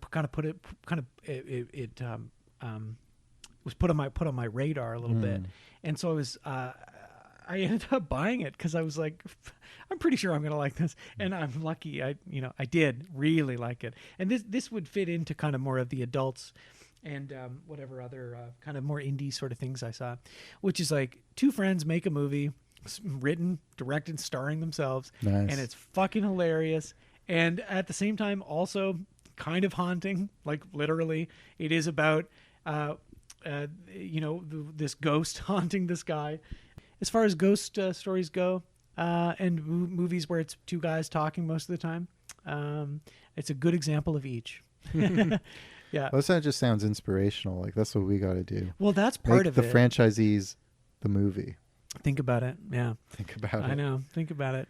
No, you're totally right. And a lot of the time, like, that can push something over the top for me a little bit, or kind of, I would overlook certain flaws or whatever because I'm like, you know what? Like, this inspires me. This makes me want to make something. Yeah, I love that stuff. Yeah. So go see that. So we're in the top 12. Yep. So that means we've evened out. Yeah, but again, mine are all alphabetical. Yours are not. Yeah. Yeah. And I should have coordinated. it's okay. I only have 2 more honorable mentions. Go for them. So Drop them. my 12, I guess, though not really. This would have been Plop higher 'em. up if I listed it. Plop it. This might shock you. Okay. Infinity Pool. Really? Yeah. Infinity Poo. That's what I'm. That Wow, was me earlier Infinite today. Poo. Oh yeah. Yeah, having a long poo. Um. Okay. Well, sure. Okay. I don't think it's. Well, okay. It's hang on. Go ahead. It's Sorry. a pastiche of Cronenberg done by Cronenberg. It's like Goro. yeah, Goro. Yeah, Goro. Goro Cronenberg. But I like Possessor. And Brandon Miyazaki. Sorry. I like Possessor a lot more. Hardly know her. But Sorry. this scratched an itch for, like, a mean little horror sci-fi this past year. Yep. Mia Goth is like absolutely just deranged and kind of like a pleasure to watch in this film. Derangement syndrome, yeah. What? We all have it. she's like absolutely unhinged, and it's quite like funny in a way. I don't know if this was the theatrical cut, but I think I saw like an unrated cut. I don't know what the differences are. But there was like a scene that it was just like one of the most like stressful, uncomfortable, like violent scenes I'd seen all year, which was like his execution. Yes. Like so obviously I don't think it's a perfect film. It's not like a super original style or anything. Goro. Goro Cronenberg. But I'd be absolutely lying if I didn't say, like, I had a good time watching it by myself and was like, yeah, this totally satisfied a certain bloodlust I had this past year. Well, there are certain movies like that one, like even like Talk to Me, even like Dungeons and Dragons, Honor Among Thieves. Okay. Or like, hang on, where are you going with this? Beau is Afraid, right? Where that aren't on my list, but that I think have a lot going for them. There are a lot of movies that didn't make my list, like maybe like Infinity Pool, but Beau is Afraid is a great example, which is something that easily could have been in the 20 more section, and maybe should have been instead of, like, say, I don't know, Wes Anderson Road Doll shorts or something stupid. But are just, for me, held back a bit by, like, I guess a difference in sensibility. And I think that's how I feel about Infinity Pool a bit. Like Beau is Afraid, I thought so much impressive about it, but there's this like immaturity to it that in some movies I would like, but in that movie I found to be grating. And in Infinity Pool, that's sort of how it felt a little bit. But that also might be just because it's directed by Goro Cronenberg. And if it wasn't, If it was directed by somebody else, maybe I wouldn't feel that way. But then it wouldn't ever be directed by somebody else. It wouldn't. It can yeah. only be directed by Goro Cronenberg. It's like one of those, like, it's a paradox. Uh-huh. Hey, I thought it was good deranged fun. Yeah, I mean, it's fun. I'll give you that. Well, now we can start trading off because now we've only got 12 fuck, thank films. God. Okay. Yeah, fuck, I'm sorry. Okay. The Curse. Okay. Is that TV? Is it movies? You heard what I said earlier. And if you hadn't, I'll say it again. No. It was MJ asking, do I like movies? Do I like TV? And I was like, I'll probably watch one TV show a year. Do you know what I mean? Yeah. Like in full. Like one season of TV. And this was that season. And I think I had The Rehearsal on my list last year. And I think this is a huge achievement for all three of the main, principal, like creative leads of the show, Benny Safdie, Nathan Fielder, and Emma Stone. I think all three of their performances are excellent, but in particular, Emma Stone's performance as Whitney in the show is like unbelievable. It's better than her Poor Things performance.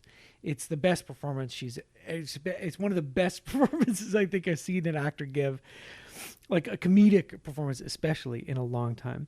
And the show, I think, yes, is like discursive. It takes a long while to get there, sort of like a certain podcast I know. But, this has been brought up a lot, and I feel like this is really annoying because it's like guy who's only seen Twin Peaks: The Return watching his second show, you know, I'm getting real Twin Peaks: The Return vibes, like that sort of joke, but it's definitely the best show I've watched since then, if not the only show.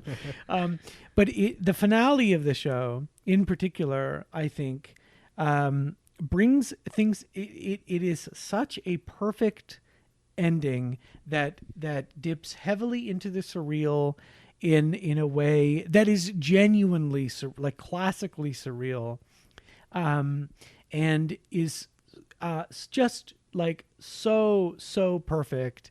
I really genuinely think it could not have ended it in any better way. A way that drives certain people up the walls, which I think is great.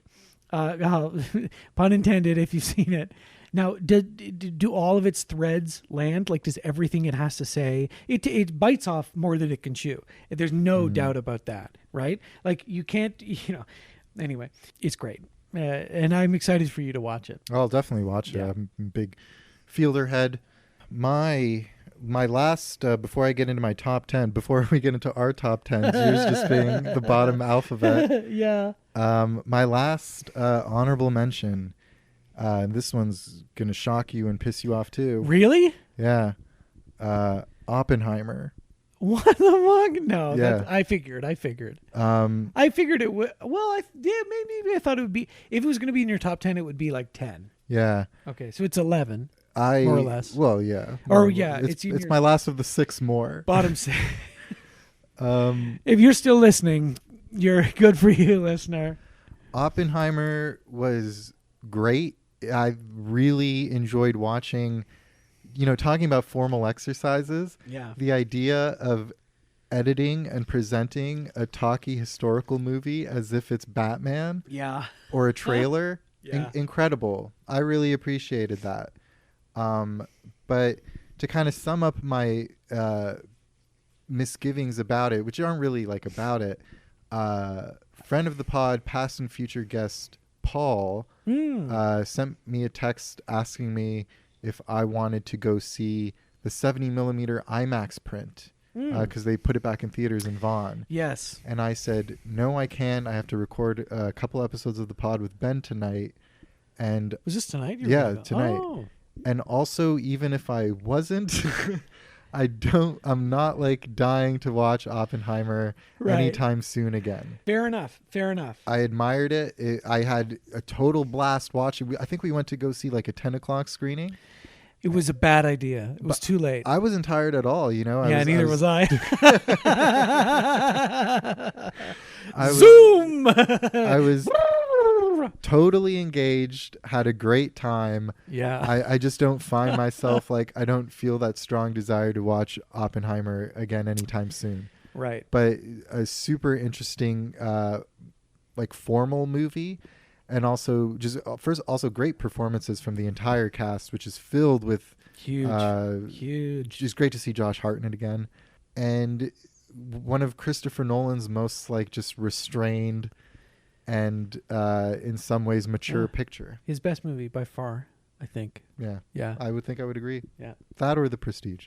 Eh. Oh, it's The Prestige, you see. Oh, yeah. We should, yeah. Oh, Bruce. Oh, Bruce. Bruce. Oh, Bruce Wayne. I don't want to bury another member of the Wayne family. I don't want to bury another Hugh Jackman clone. I've buried too many Hugh Jackman. And Oh, Bruce Wayne. Not again. You can't possibly clone yourself again, Bruce.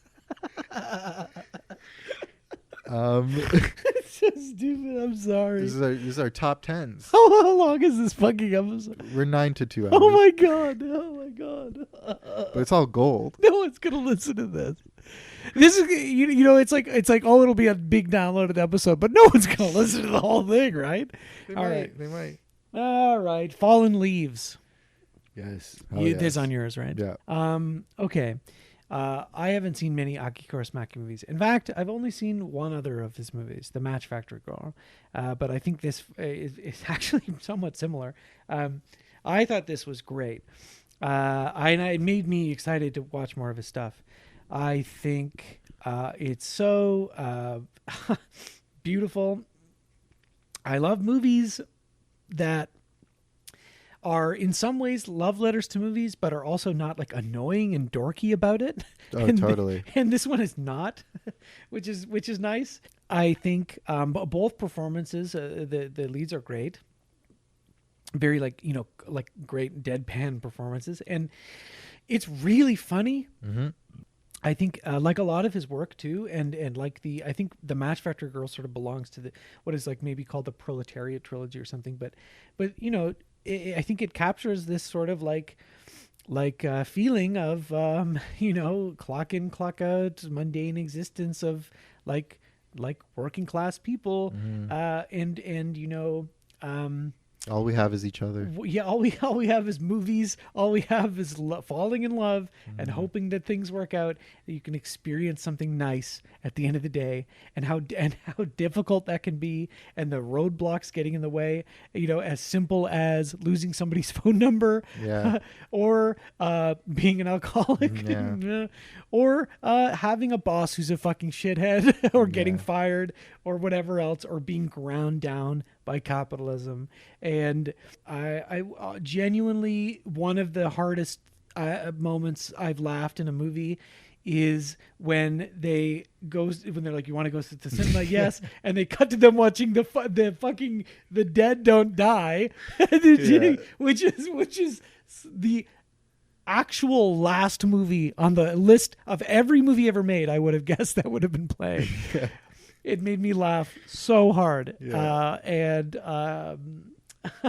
Anyway, loved it. I completely agree with you. It's going to come a bit later in my top 10. I don't have much more to say about it other than what you covered, but I just want to say I think it's absolutely amazing how they go for that kind of like deadpan style. Yeah. But where a lot of movies it could go for that and come across as kind of sarcastic or snide, this movie just feels very sincere simultaneously and super heartfelt. Yeah. You really feel for these two Finnish people and you just want them to find love. Absolutely.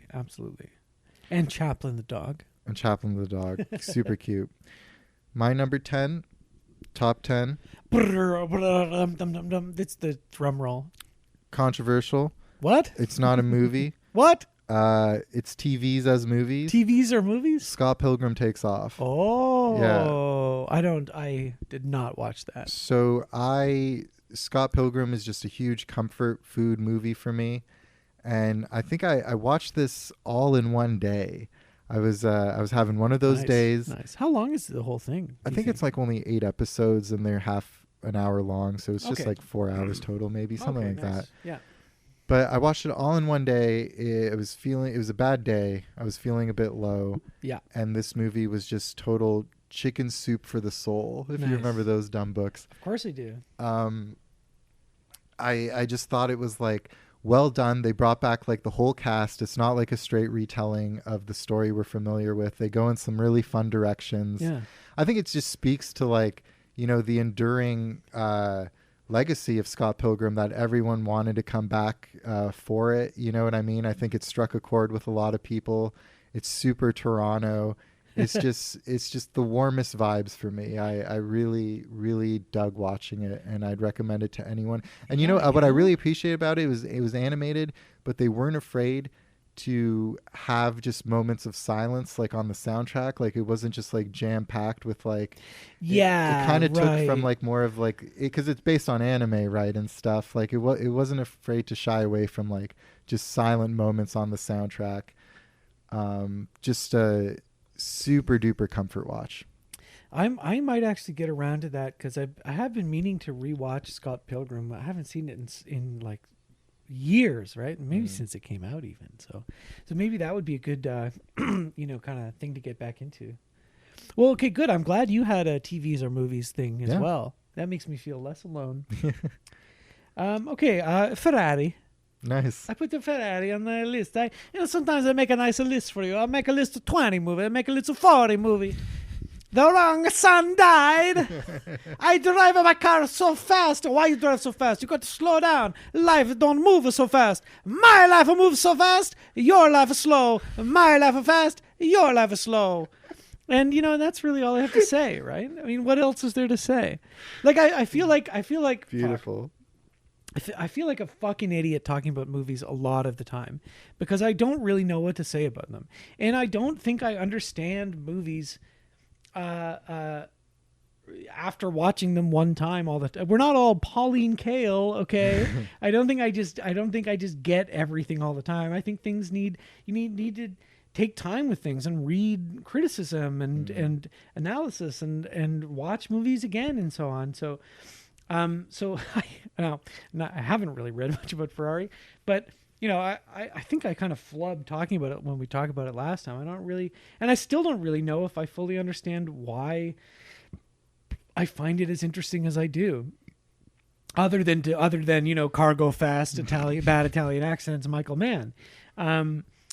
But I have not stopped thinking about how impactful, in particular, the last kind of like 30 minutes of the movie are, and and how it fits into Michael Mann's filmography, and it's like my dumb joke ass Letterboxd review of like racing, fuck yeah, towards death. Oh no, so yeah. Anyway. Yeah, I liked it, but I think it's And if we're talking about performances, it's, I would say, not a movie that has universally strong performances.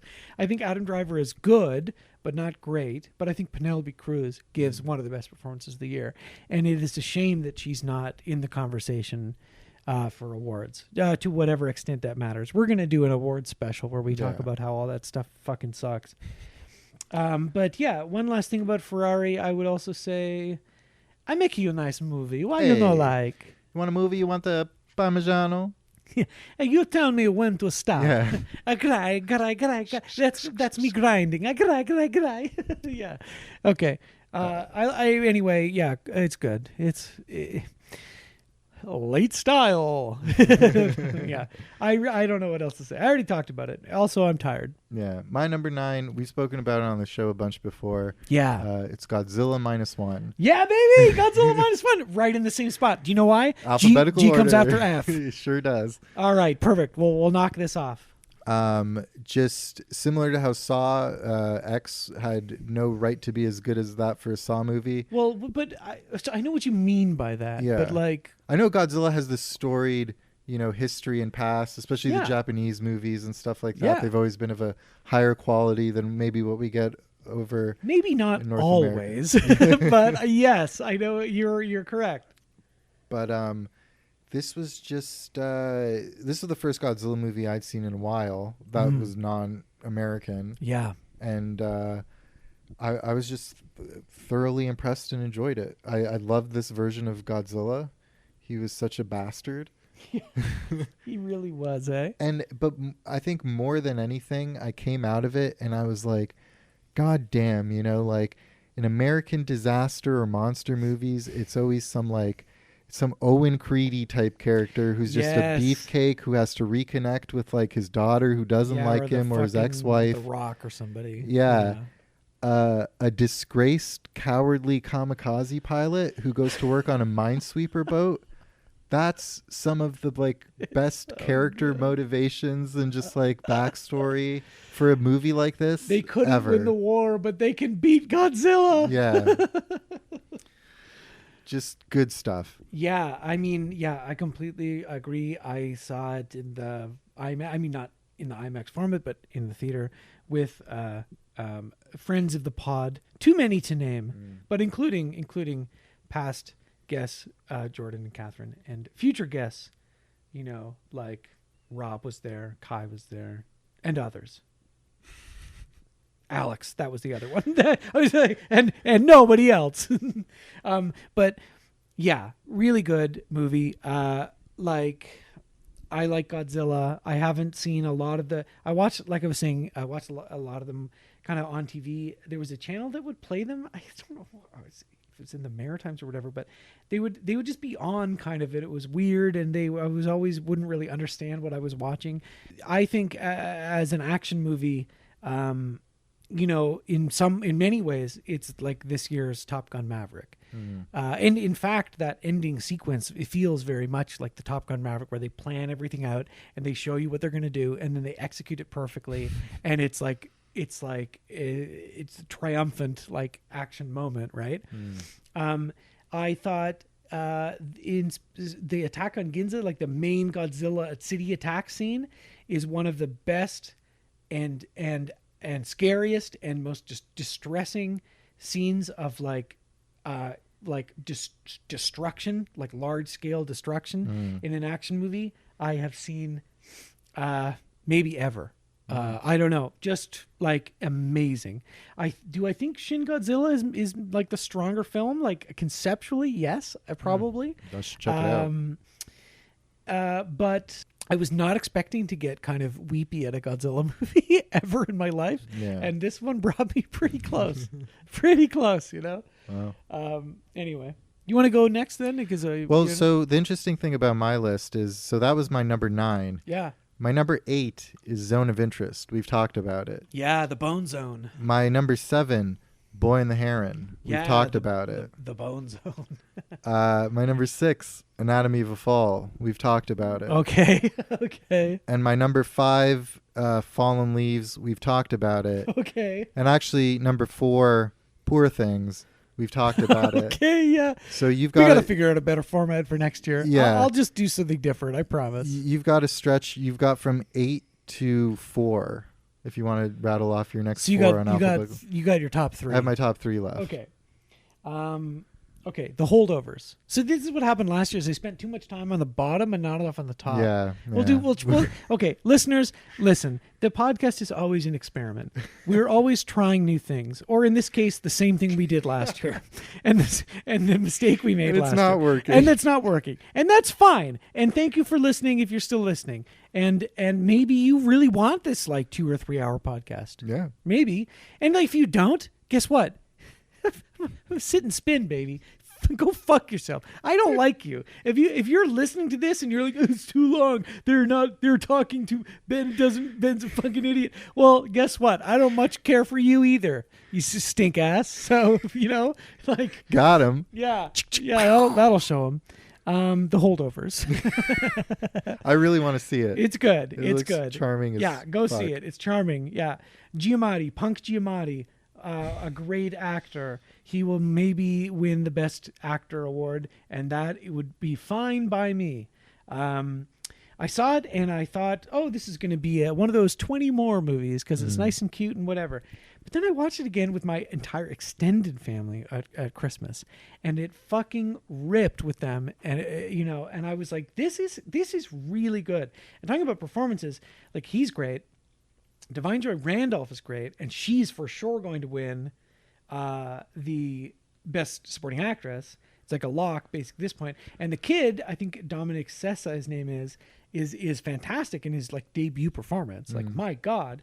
I don't know. I just think it's a very sweet movie. I think it has more of an edge than I earlier had given it credit for. And there's something nice about two people connecting over their shared clinical depression. that is nice. Okay, In Water. In Water is the new Hong Sang-soo movie. So I was talking about, you got the Matt Farley slot or whatever. Hong Sang-soo is an extremely prolific Korean filmmaker.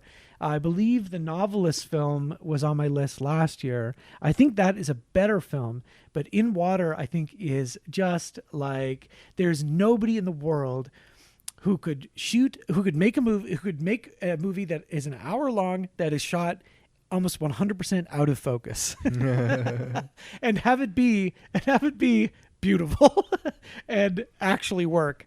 And I was joking. I don't know. This is stupid.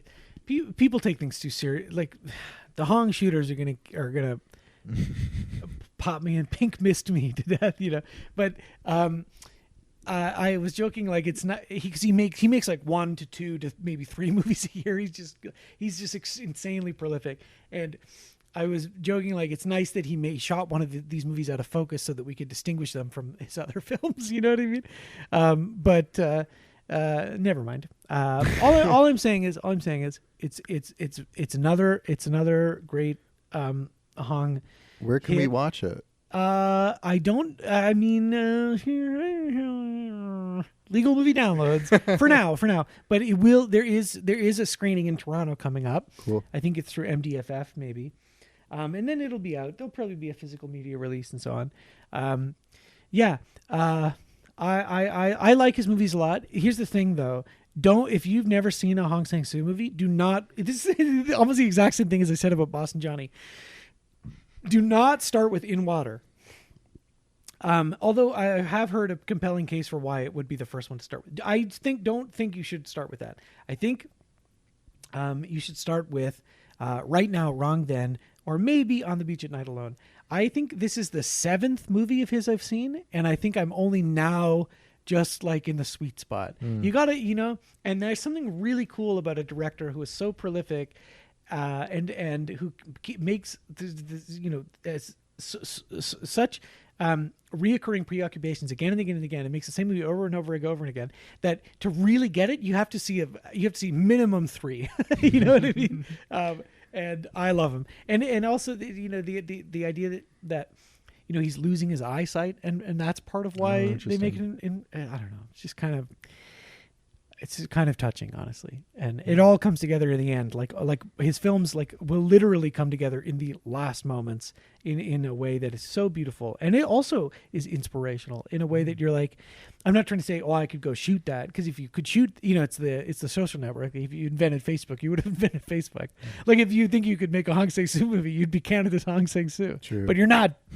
Anyway, okay, go ahead. No, wait. No, you. Fuck, I'm so sorry. The Killer. Is that one of your top 3? It's not. Okay.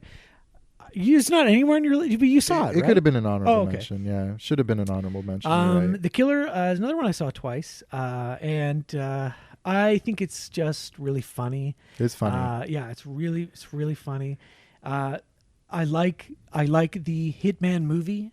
I don't like Hitman comedies, but this one I thought worked pretty well. Well, because it's played so straight. It's played extremely straight, and because he's kind of a buffoon, and even though he's extremely competent, and it's Michael Fassbender too. Like, Michael Fassbender playing a buffoon is quite funny. Yeah, it's a good idea. Yeah. Who doesn't know he's a buffoon? Of course, I didn't see Next Goal Wins, the epic Taika Waititi movie. He might have been a buffoon in that. I wonder, that may have made the list. Probably not, eh? I don't know. Fucking loser. Anyway, strong, really strong work from David Fincher. Mank, I don't know. I didn't get it. I need to see it again. Maybe there's just something I just couldn't get into it. So in a sense, I was happy to see him return to form a little bit with this one. Many great scenes. One of the scenes of the year for me, for sure, is the sit down dinner he has with Tilda Swinton. The fight in Florida was really great. I just thought it was a really like funny like twist from the twisted mind of David Fincher, but genuinely like weird movie for him to have made at this point in his life. Yeah, kind of, and and people, whatever, like I was talking about before, like, oh, it's about his career or whatever. It's like, yeah, I don't know, whatever, maybe. But it is funny to make a movie like this, like, and that like the Fight Club fanboy podcast bro guys who like don't really get the ironies of movies like that might embrace this movie in a similar way. You know what I mean? I don't know, whatever. I don't know what I'm talking about. The next one, Killers of the Flower Moon. This is in your top 3. Yeah. All right. So again, you know how I said a fire is probably be my personal idiosyncratic number 1. Yeah. If I had to give like an honest to goodness number 1, like what is objectively the best film of the year, oh my God, I would probably pick Killers of the Flower Moon. So objectively, this was my number 1. Yeah. Up until this morning, Oh. where I woke up and just had an epiphany. Oh. And went completely subjective with my actual number 1. Well, that's good. That's what you should do. Yes, but up until... But don't tell me yet. Again, this morning... There has to be some element of surprise so the people... There has to be. I will change this next year, I promise. It obviously does not work. But yeah, it was my number 1 for a while as well. I know what I know what your objective number 1 might be. Just, no, I don't. Just Actually, a strong ass movie. Yeah. Okay. Scorsese, right? I mean, well, the thing about that is that I haven't really connected with Scorsese movies on a first watch in a while. Not with the Scorsese, eh? No, not really. I watched The Irishman twice, and I liked it way more on the second time around. Yes. And before the that, Irishman. The Irishman. I told you about seeing the Blu-ray for sale on the site, and they put the space in, so it's The Irishman. Yeah. I was like that. Now that's a different movie. But this one, I'm glad I got to see it in theaters at the Kingsway before it left. Oh, that's an insane movie for you to see at the Kingsway. And that's so funny. For 3.5 hours, I was totally engaged. I've seen some people say it's too long, it's kind of boring. Rubes, idiots. Yeah, I say nay. Yeah. I was completely... Mouth breathers, knuckle draggers. Completely won over on the first watch for the first time in a while with Scorsese. So, yeah, kudos. It had to have been my number 1 up until this morning. Yeah, it was a very highly anticipated movie for me, not just because of Scorsese, but because I made the, which maybe not the right choice looking back on it, but I read the book beforehand. And I was super interested in this history that I had no idea about, and it's crazy that there's all it's crazy that there's all this stuff in that happened not so long ago that are examples like this of the pure rot at the center of America that America is built on, that Canada is built. I say America, continentally speaking, and I think. When reading the book and seeing how it is structured, and knowing that Scorsese and DiCaprio, and I think as a whatever, maybe a producing partner or whatever, and lead actor, that they made the decision to change the focus from the Tom White investigator character to Ernest Burkhart, and then that's when they switched roles as well. I think I would have preferred seeing Jesse Plemons as the husband. As Ernest Burkhart, Jesse Plemons is so good. He is good. He's really good, and I would have been interested to see him. I would have loved that. Do that and like have a proper lead, and I think he would have maybe even been better, or maybe a little less distracting than Leo. Well, I didn't know that was the case, and honestly, I'm not a big Leo guy, but I thought Leo was great in this is the first movie I saw where I was like, hey, good job, Leo. I think it works. Yeah. But I think Jesse Plemons would have been awesome. Yeah. Well, but they switched, when they changed the focus. Sure. Well. So, and that is a brilliant decision. because to make this, because in the book, it's like basically the second half of the book is about Tom White and the birth of the FBI and the investigation. And I think that would have been a huge mistake. It would have probably been a compelling movie, but it would not have been, I think, what is the masterpiece that Killers of the Flower Moon is. Which is something I also think about because, I've heard complaints that it's not told from the Osage perspective and stuff like that, right? Which I hear too. And that's totally valid. It isn't. It would have been a different movie. You know, Yeah. this is a movie about these evil people and Yeah. and Robert De Niro in this, just by virtue of the role and the things that this King Hale did or whatever. Hale, yeah. It's like he could potentially be one of cinema's great villains, He is the devil. Yes, yeah. No doubt. It is terrifying. It is a terrifying role. And it is one of his best performance in years. And of course Lily Gladstone, who phenomenal. I hope she wins. Because it would be one of the most deserved acting awards given in years. And you look at who's been winning lately. Well, that somebody keeps showing the best actor. I don't remember in the best actress. Maybe there's better, but the past 10 years of best actor, it's like, what the fuck are we doing? Rami Malek is fucking. True. Anyway, Oh whatever. But she and God, she is giving. And a performance that I genuinely, there are moments where I'm like, I don't think I've seen somebody do that before. Some of the scenes with her and Ernest when in their courtship, and then afterwards, after she has her suspicions of what he's doing, and then after finally some of the later scenes in the movie, it is absolutely devastating. Yeah. And the wail of emotion when Ernest tells her that it's Rita's house that was blown up, and just so many moments, even just the look she gives in any given scene, it's totally alchemical, it defies categorization. Do you know what I mean? Yeah. It's I don't know. And I think De Niro too, honestly, is pretty much at that level as well. I'm so impressed just to see a performance like that out of him. I think it probably is kind of the best movie of the year. Oh, and of course the ending, right? Yeah. Which is brilliant and difficult to pull off, I think.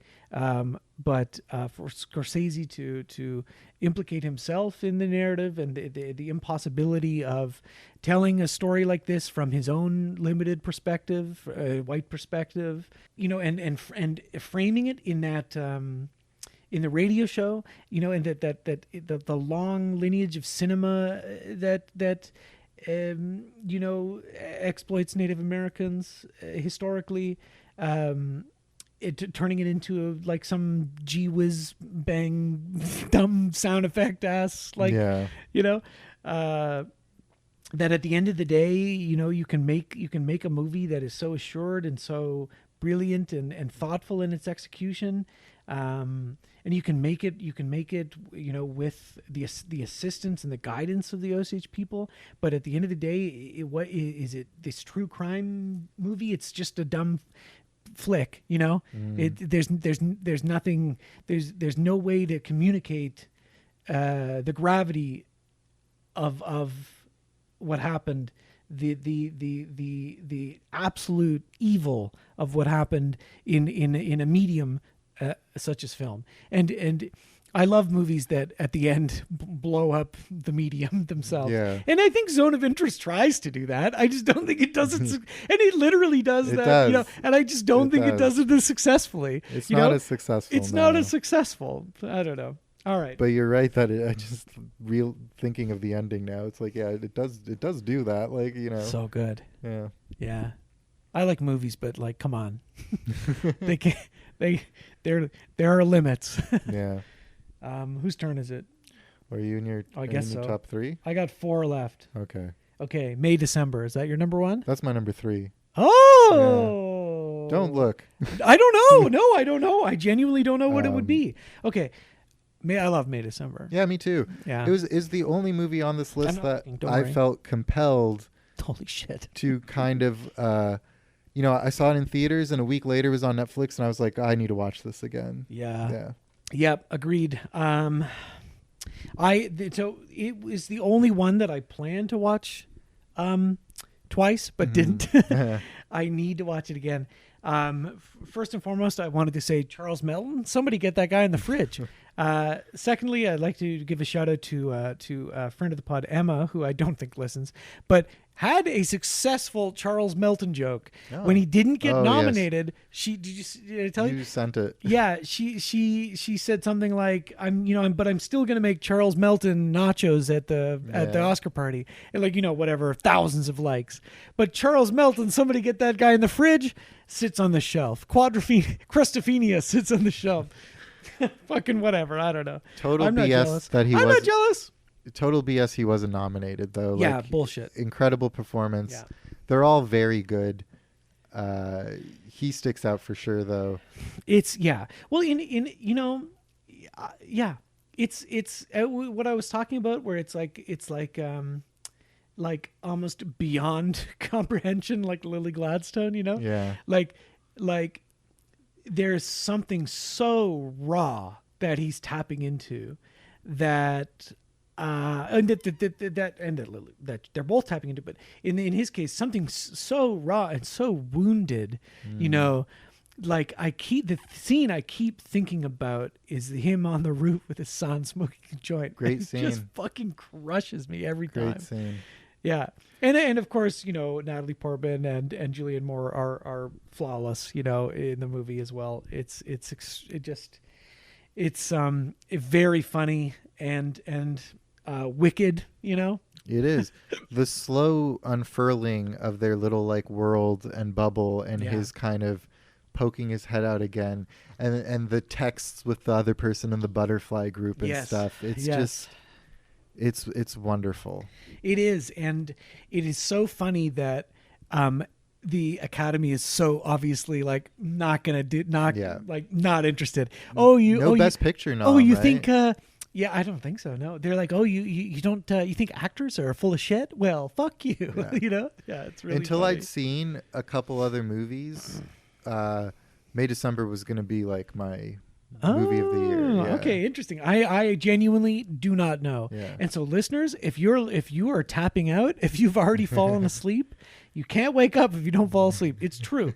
But if you've fallen asleep already, you gotta perk it up. You have some coffee, because Alex is going to drop his number 1, and I have no idea what it's going to be. It's fucked. Also, we're almost done. Don't worry. I know. No, I'm not you. I mean the listener. Oh.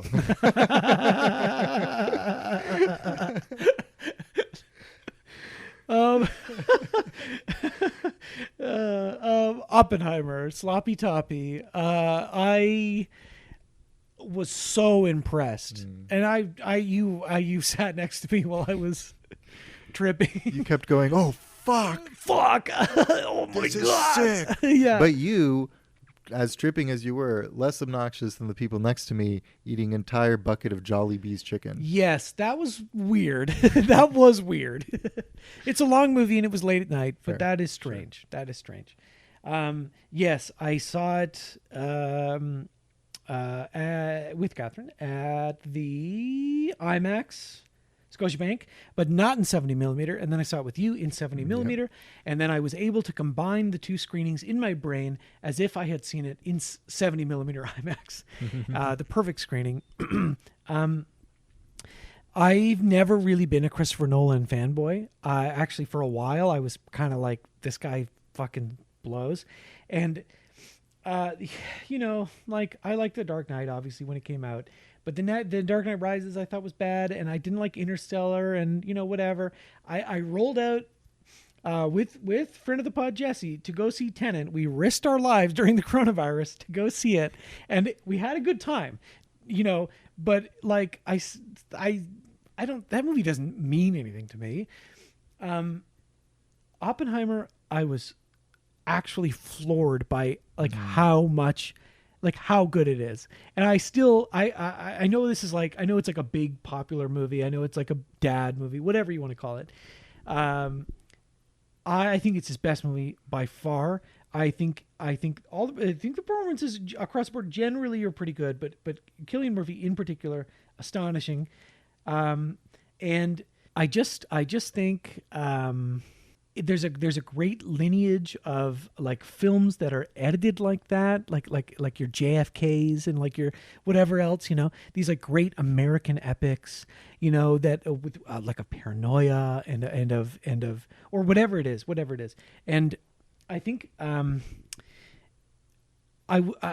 was funny when people were worried, okay, Christopher Nolan, what is really going to be his angle on Oppenheimer and the atomic bomb? And is it going to be this necessary evil thing, or is it going to be whatever? And I was so impressed, with the back half of that movie. And the ending in particular is so absolutely crushing and broadens the scope of the movie and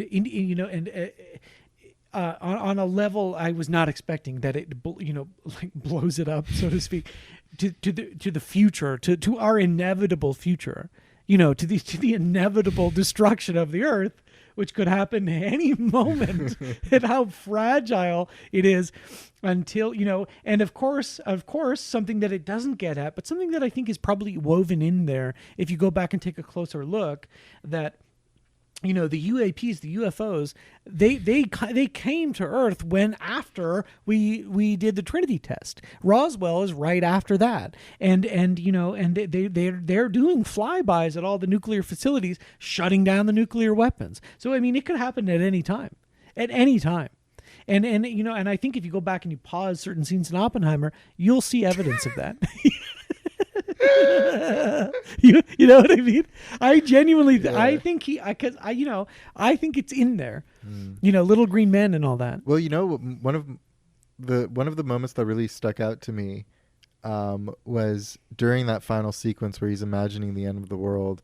You see a little brief clip of Oppenheimer in a plane, kind of looking at the destruction from above. Yes, which is also which is shown earlier as well. There's another but I know what you mean. So just perhaps a little nod to the UAP and it is for sure. Yeah. No, 100% it is. Yeah. In many ways, Oppenheimer is also the film of the year. Now, do I think it's a better movie than Killers of the Flower Moon? It's a different type. It's a different type of movie altogether. Yeah. I think Killers of the Flower Moon is I think more interesting, probably. But if Oppenheimer wins the Best Picture, which I think it probably will, I think that would be great. I think that's a huge that immediately ranks among some of the better Best Pictures ever. You know what I mean? Yeah. So very good. Okay, that means I would have 2 left. Go for it. Showing Up. Oh, I really want to see that. The Kelly Reichardt film. Yeah. So this is some of these are 2022 and then they get released here 2023, whatever. So no fighting. Kelly Reichardt, I think, is one of the best American directors working today. And if you look at her body of work, her full body of work, it is kind of unimpeachable. It's pretty stunning. And Showing Up is a great movie about. I'm not an artist. I don't really make a lot of stuff except for this podcast, but which is art. But I think at some point we're gonna have to try to do something, or else we'll go crazy. Yeah. But I know a lot of artists, and I hang out with them, and I respect them. I don't show up enough to their stuff, unfortunately. Sorry, guys. But now that I quit weed, maybe I will. But I know a lot of people who struggle with the kind of the day-to-day grind of being an artist, And I think this movie captures that really well, and it's very funny. And there's I would say Michelle Williams and Hong Chow both give like really, really good performances in it. I think there's like some of the stuff with like the like pigeon kind of corny, but it all fits in really well. It really captures this idea of like having your creative outlet and being confident in yourself and your abilities, but still brushing up with insecurity, because the other people around you who may be very supportive, there's still that kind of that jealousy or that competitive competition. But at the end of the day, like, your community, your family, your friends, your coworkers, the other artists in your community, they lift you up, right? And they're all that you have, and they're the reason sometimes that your art is successful in the first place. I don't really know. This one I saw a long time ago, so I don't know if any of that makes any sense for the movie, but it's really good. Okay, one more. I should do it because your thing is a surprise. Oh, sure, yeah, if you want. All right. 1001. This isn't the one you saw, is it? That would have been crazy. No, okay. 1001 by first-time director A.V. Rockwell. A.V. Audiovisual. Cool. Crazy. I don't think Roswell. Aliens. It all ties together. I don't think that's what A.V. stands for. A.V. Rockwell. And so debut feature and a Sundance movie. And now a lot of the Sundance, it gets the bad rap, because it's like, the Sundance formula, kind of like all these well, I don't know what I'm trying to say. You know what I mean. Sometimes Sundance can be a bad thing.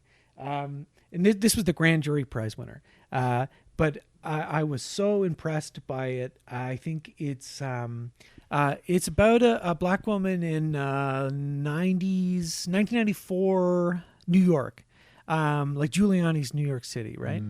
And she gets out of prison for like stealing something, and she basically kidnaps her son, like from foster care, and like raises him, right? And it's in 3 different time periods as they're growing up through their relationship, and kind of with a bit of a twist near the end, right?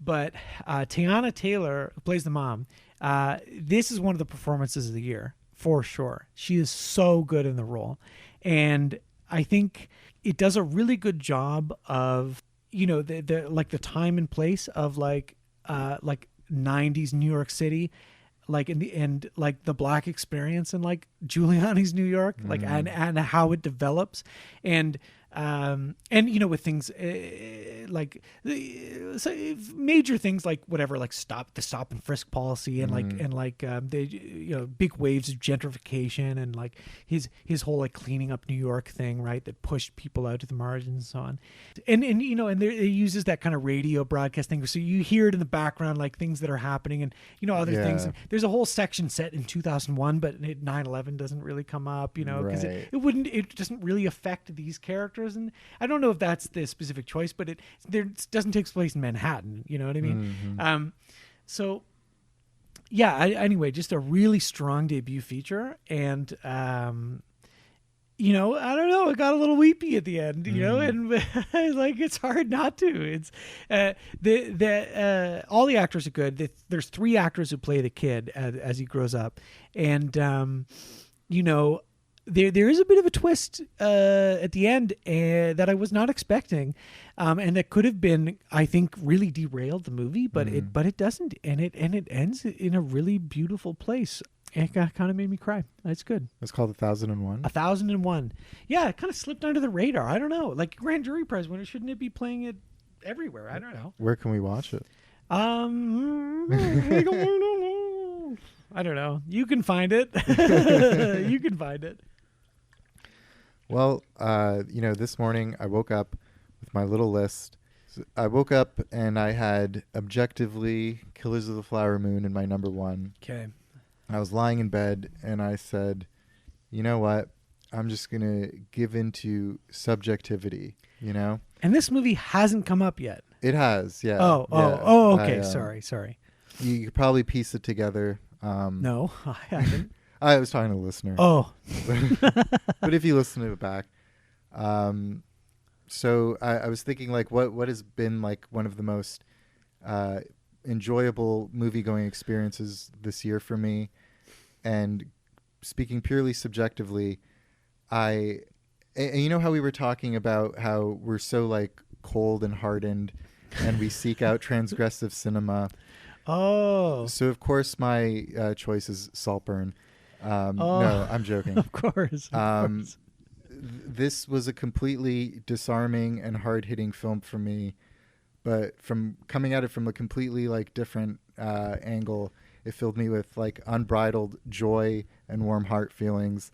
My number one movie of the year is Are You There, God? It's Me, Margaret. Oh, no shit. Yeah. Oh, my God. Of course. Oh, really? Yeah. Okay. Duh. I'm such an idiot. My, like, one, you know, it's not a knock against the movie. I wish I could have seen it in theaters. You know what I mean? Yeah. To feel, because I watched it with my mom, Nice. as you do with your parents. Yeah. And she's a sweet lady, and she's got, like, a surgery coming up, like, in February, so I'm trying to spend more time with her. Yeah. Hanging out, watching movies, and it was just so lovely to see her, like, be engaged with this movie. You know, she didn't grow up with the book or anything. She grew up in communist Romania. Yeah. They didn't have Are You There, God? It's Me, Margaret. They had There Is No God. Only Ceausescu. Yeah, only Ceausescu. I was going to say something. There is no God. It's me, Boris, or something.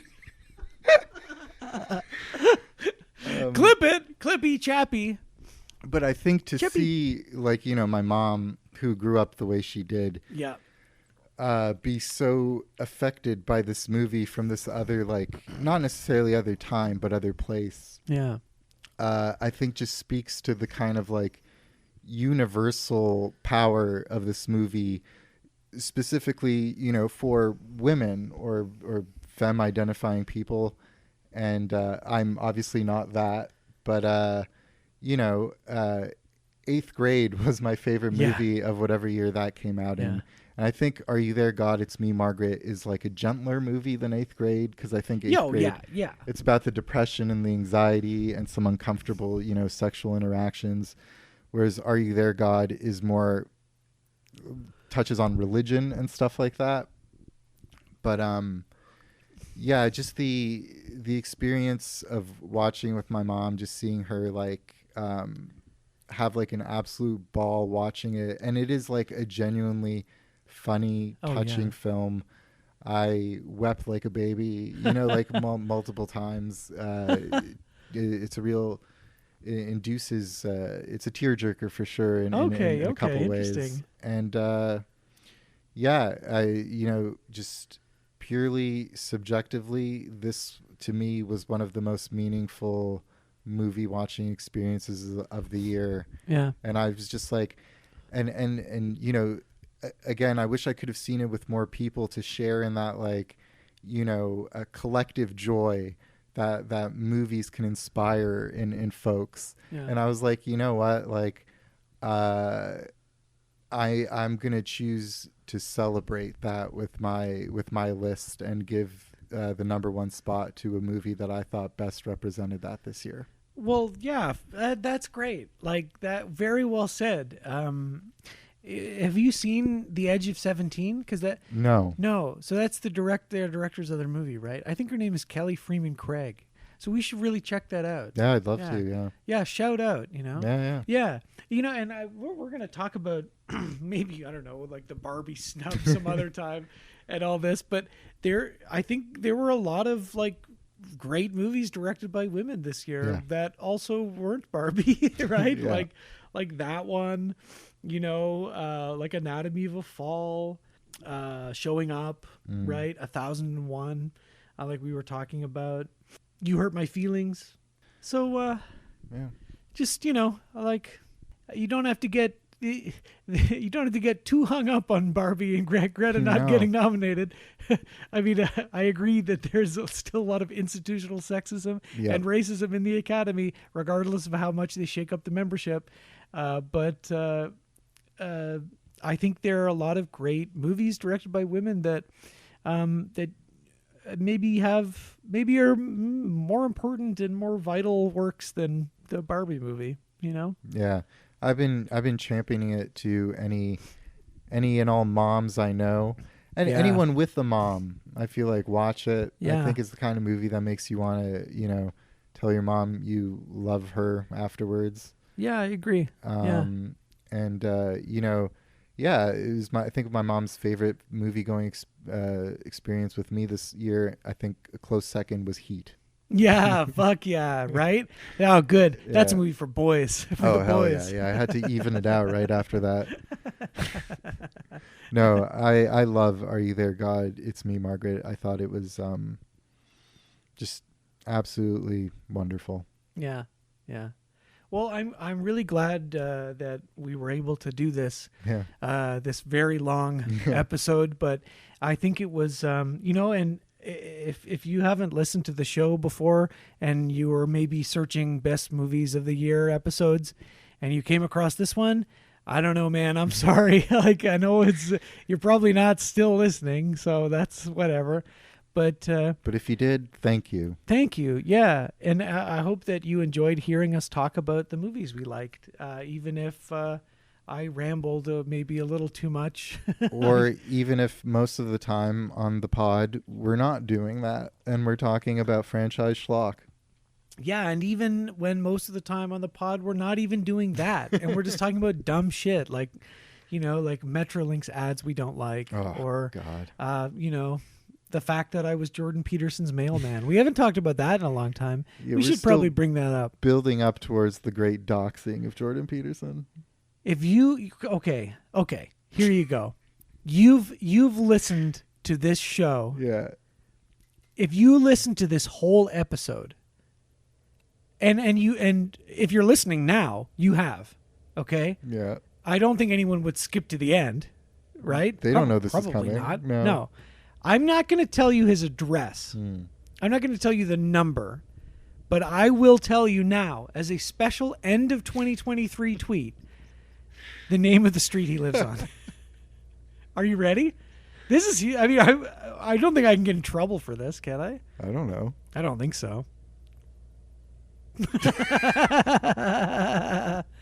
Well, listeners, Jordan B. Peterson, the B stands for bitch, lives in Toronto, Ontario, on Olive Street. Wow. There you go. Yeah. Now you can walk. Now it's not a very long street. You can walk it in 2 minutes. So if you want to go knock on every door, you're welcome to. But let me give you another hint. You'll probably be able to pick out which god-awful, ugly, tacky, gaudy-looking house is his.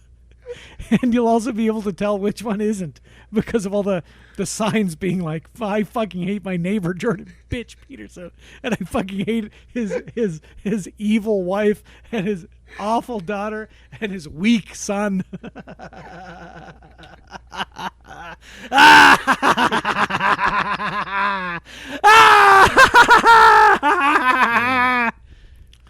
Well, that was the best of 2024 episode. Yeah, 2023, you idiot. We're We in forgot to do the in 2024. memoriam. Who died? But R.I.P. Jessie Jane. Oh, that's sad. She was in one of the most expensive adult films ever made, Pirates and Pirates 2, Stagnetti's Revenge. Pirates 2. A couple films that are seared into my mind, not because of the hot sex within them, though that too, but because Ben and I went to Queen's University. Yes. And Yes. I was in Vic Hall in my first year, which was a residence that was infamous for getting the fire alarm pulled at all hours of the night. All the time. And in the winter, they wouldn't stop in the winter, so they'd pull the fire alarm, and we'd have to go out, and it was so cold that they would funnel us into the engineering building across the little road. I think it was called Sterling Hall. Yes. So we were all in a lecture hall in Sterling Hall, and the like RAs or the Dons or whatever would play like hangman with us to pass the time, so the fire department could finish their inspection, let us back in our res. Jesus Christ. So we were doing hangman, and it was a movie, and it was like The Wizard of Oz. It had like multiple like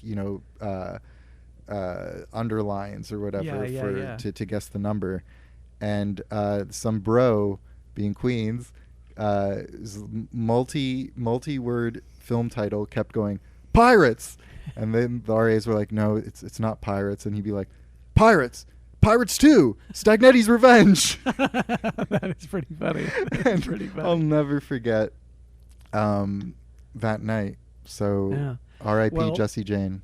Similarly, I in the Queen's dorm watched Pirates with a bunch of guys. Sick. Yeah, it's the only time that I've ever done something like that, where and it's the only and it's funny, they weren't even like particularly super bro-y. Well, some of them were. I don't know, but let me tell you, we had some laughs. But whenever it was like a hardcore sex scene, it was just kind of quiet, and we were all just kind of drinking and kind of uncomfortable. That's Do you know what I awesome, mean? yeah. Because it was just kind of like, this isn't really sexy. Yeah. Let's just recreate that for a movie. I'd love to. Yeah. Yeah. All sorts of things we could recreate from Queens. Let me tell you that. Jessie Jane just died, though, in 2024. So that's not 2023. Fuck. Yeah, you're right. But fucking be careful out there. She died with her partner from an overdose. Yeah. Probably it's looking like fentanyl. It's really sad. Fuck, can we like get fentanyl testing kits like out there and stuff? Like that shit's super scary. Yeah, if you can pop into a Shoppers or whatever, a CVS if you're in America and get a naloxone kit, like is that where we're going to end the podcast? Okay, I'm glad you listed all these great what we liked about the movies, but also make sure that you test your supply and that you always have naloxone on hand, just in case. R.I.P. Jesse Jane. Yeah, I guess. Oh my God. I shouldn't have even brought that up. Fuck. Hooray for Hollywood. Come on, we have to figure out a better way of ending it. Here's to another year of amazing cheer. Yeah. You know what? I think 2024 is shaping up to be a good, but not as good as 2023 year of cinema. Not yet, but it will be. Have you seen any 2024 releases yet? A24? No, 2024. No, I'm saving myself for Dune 2. That's going to be numero uno, eh? Oh, heck yeah. I don't think I have either. There were some movies. Oh, no, I saw Migration. Oh, there you go. Okay, so Alex's number one movie of 2024 so far is Migration. And my number one movie of 2024 so far is whatever porn I'm going to watch tonight. That the newly released stuff, get that torrent going, like whatever, like fat asses, Give it to me. Small dicks, fat asses. That's my favorite. That's my favorite series. FASD. Yeah, fat asses, small dicks. Because the ass doesn't really clap because the dick is small. Because it's like you're not backing up. You're just it's just a small backup. Yeah. Trust me, it's cool. It's cool. It's cool. Trust me, it's cool, man. Hey, Daddy-O. You want to come to my dorm room? Want to come watch porn with me? Fat ass small dick porn. Yeah, man. Actually, you know what? Porn is bad. Yeah. Anyway, let's fucking go to bed. Goodbye, guys. Goodbye. We love you.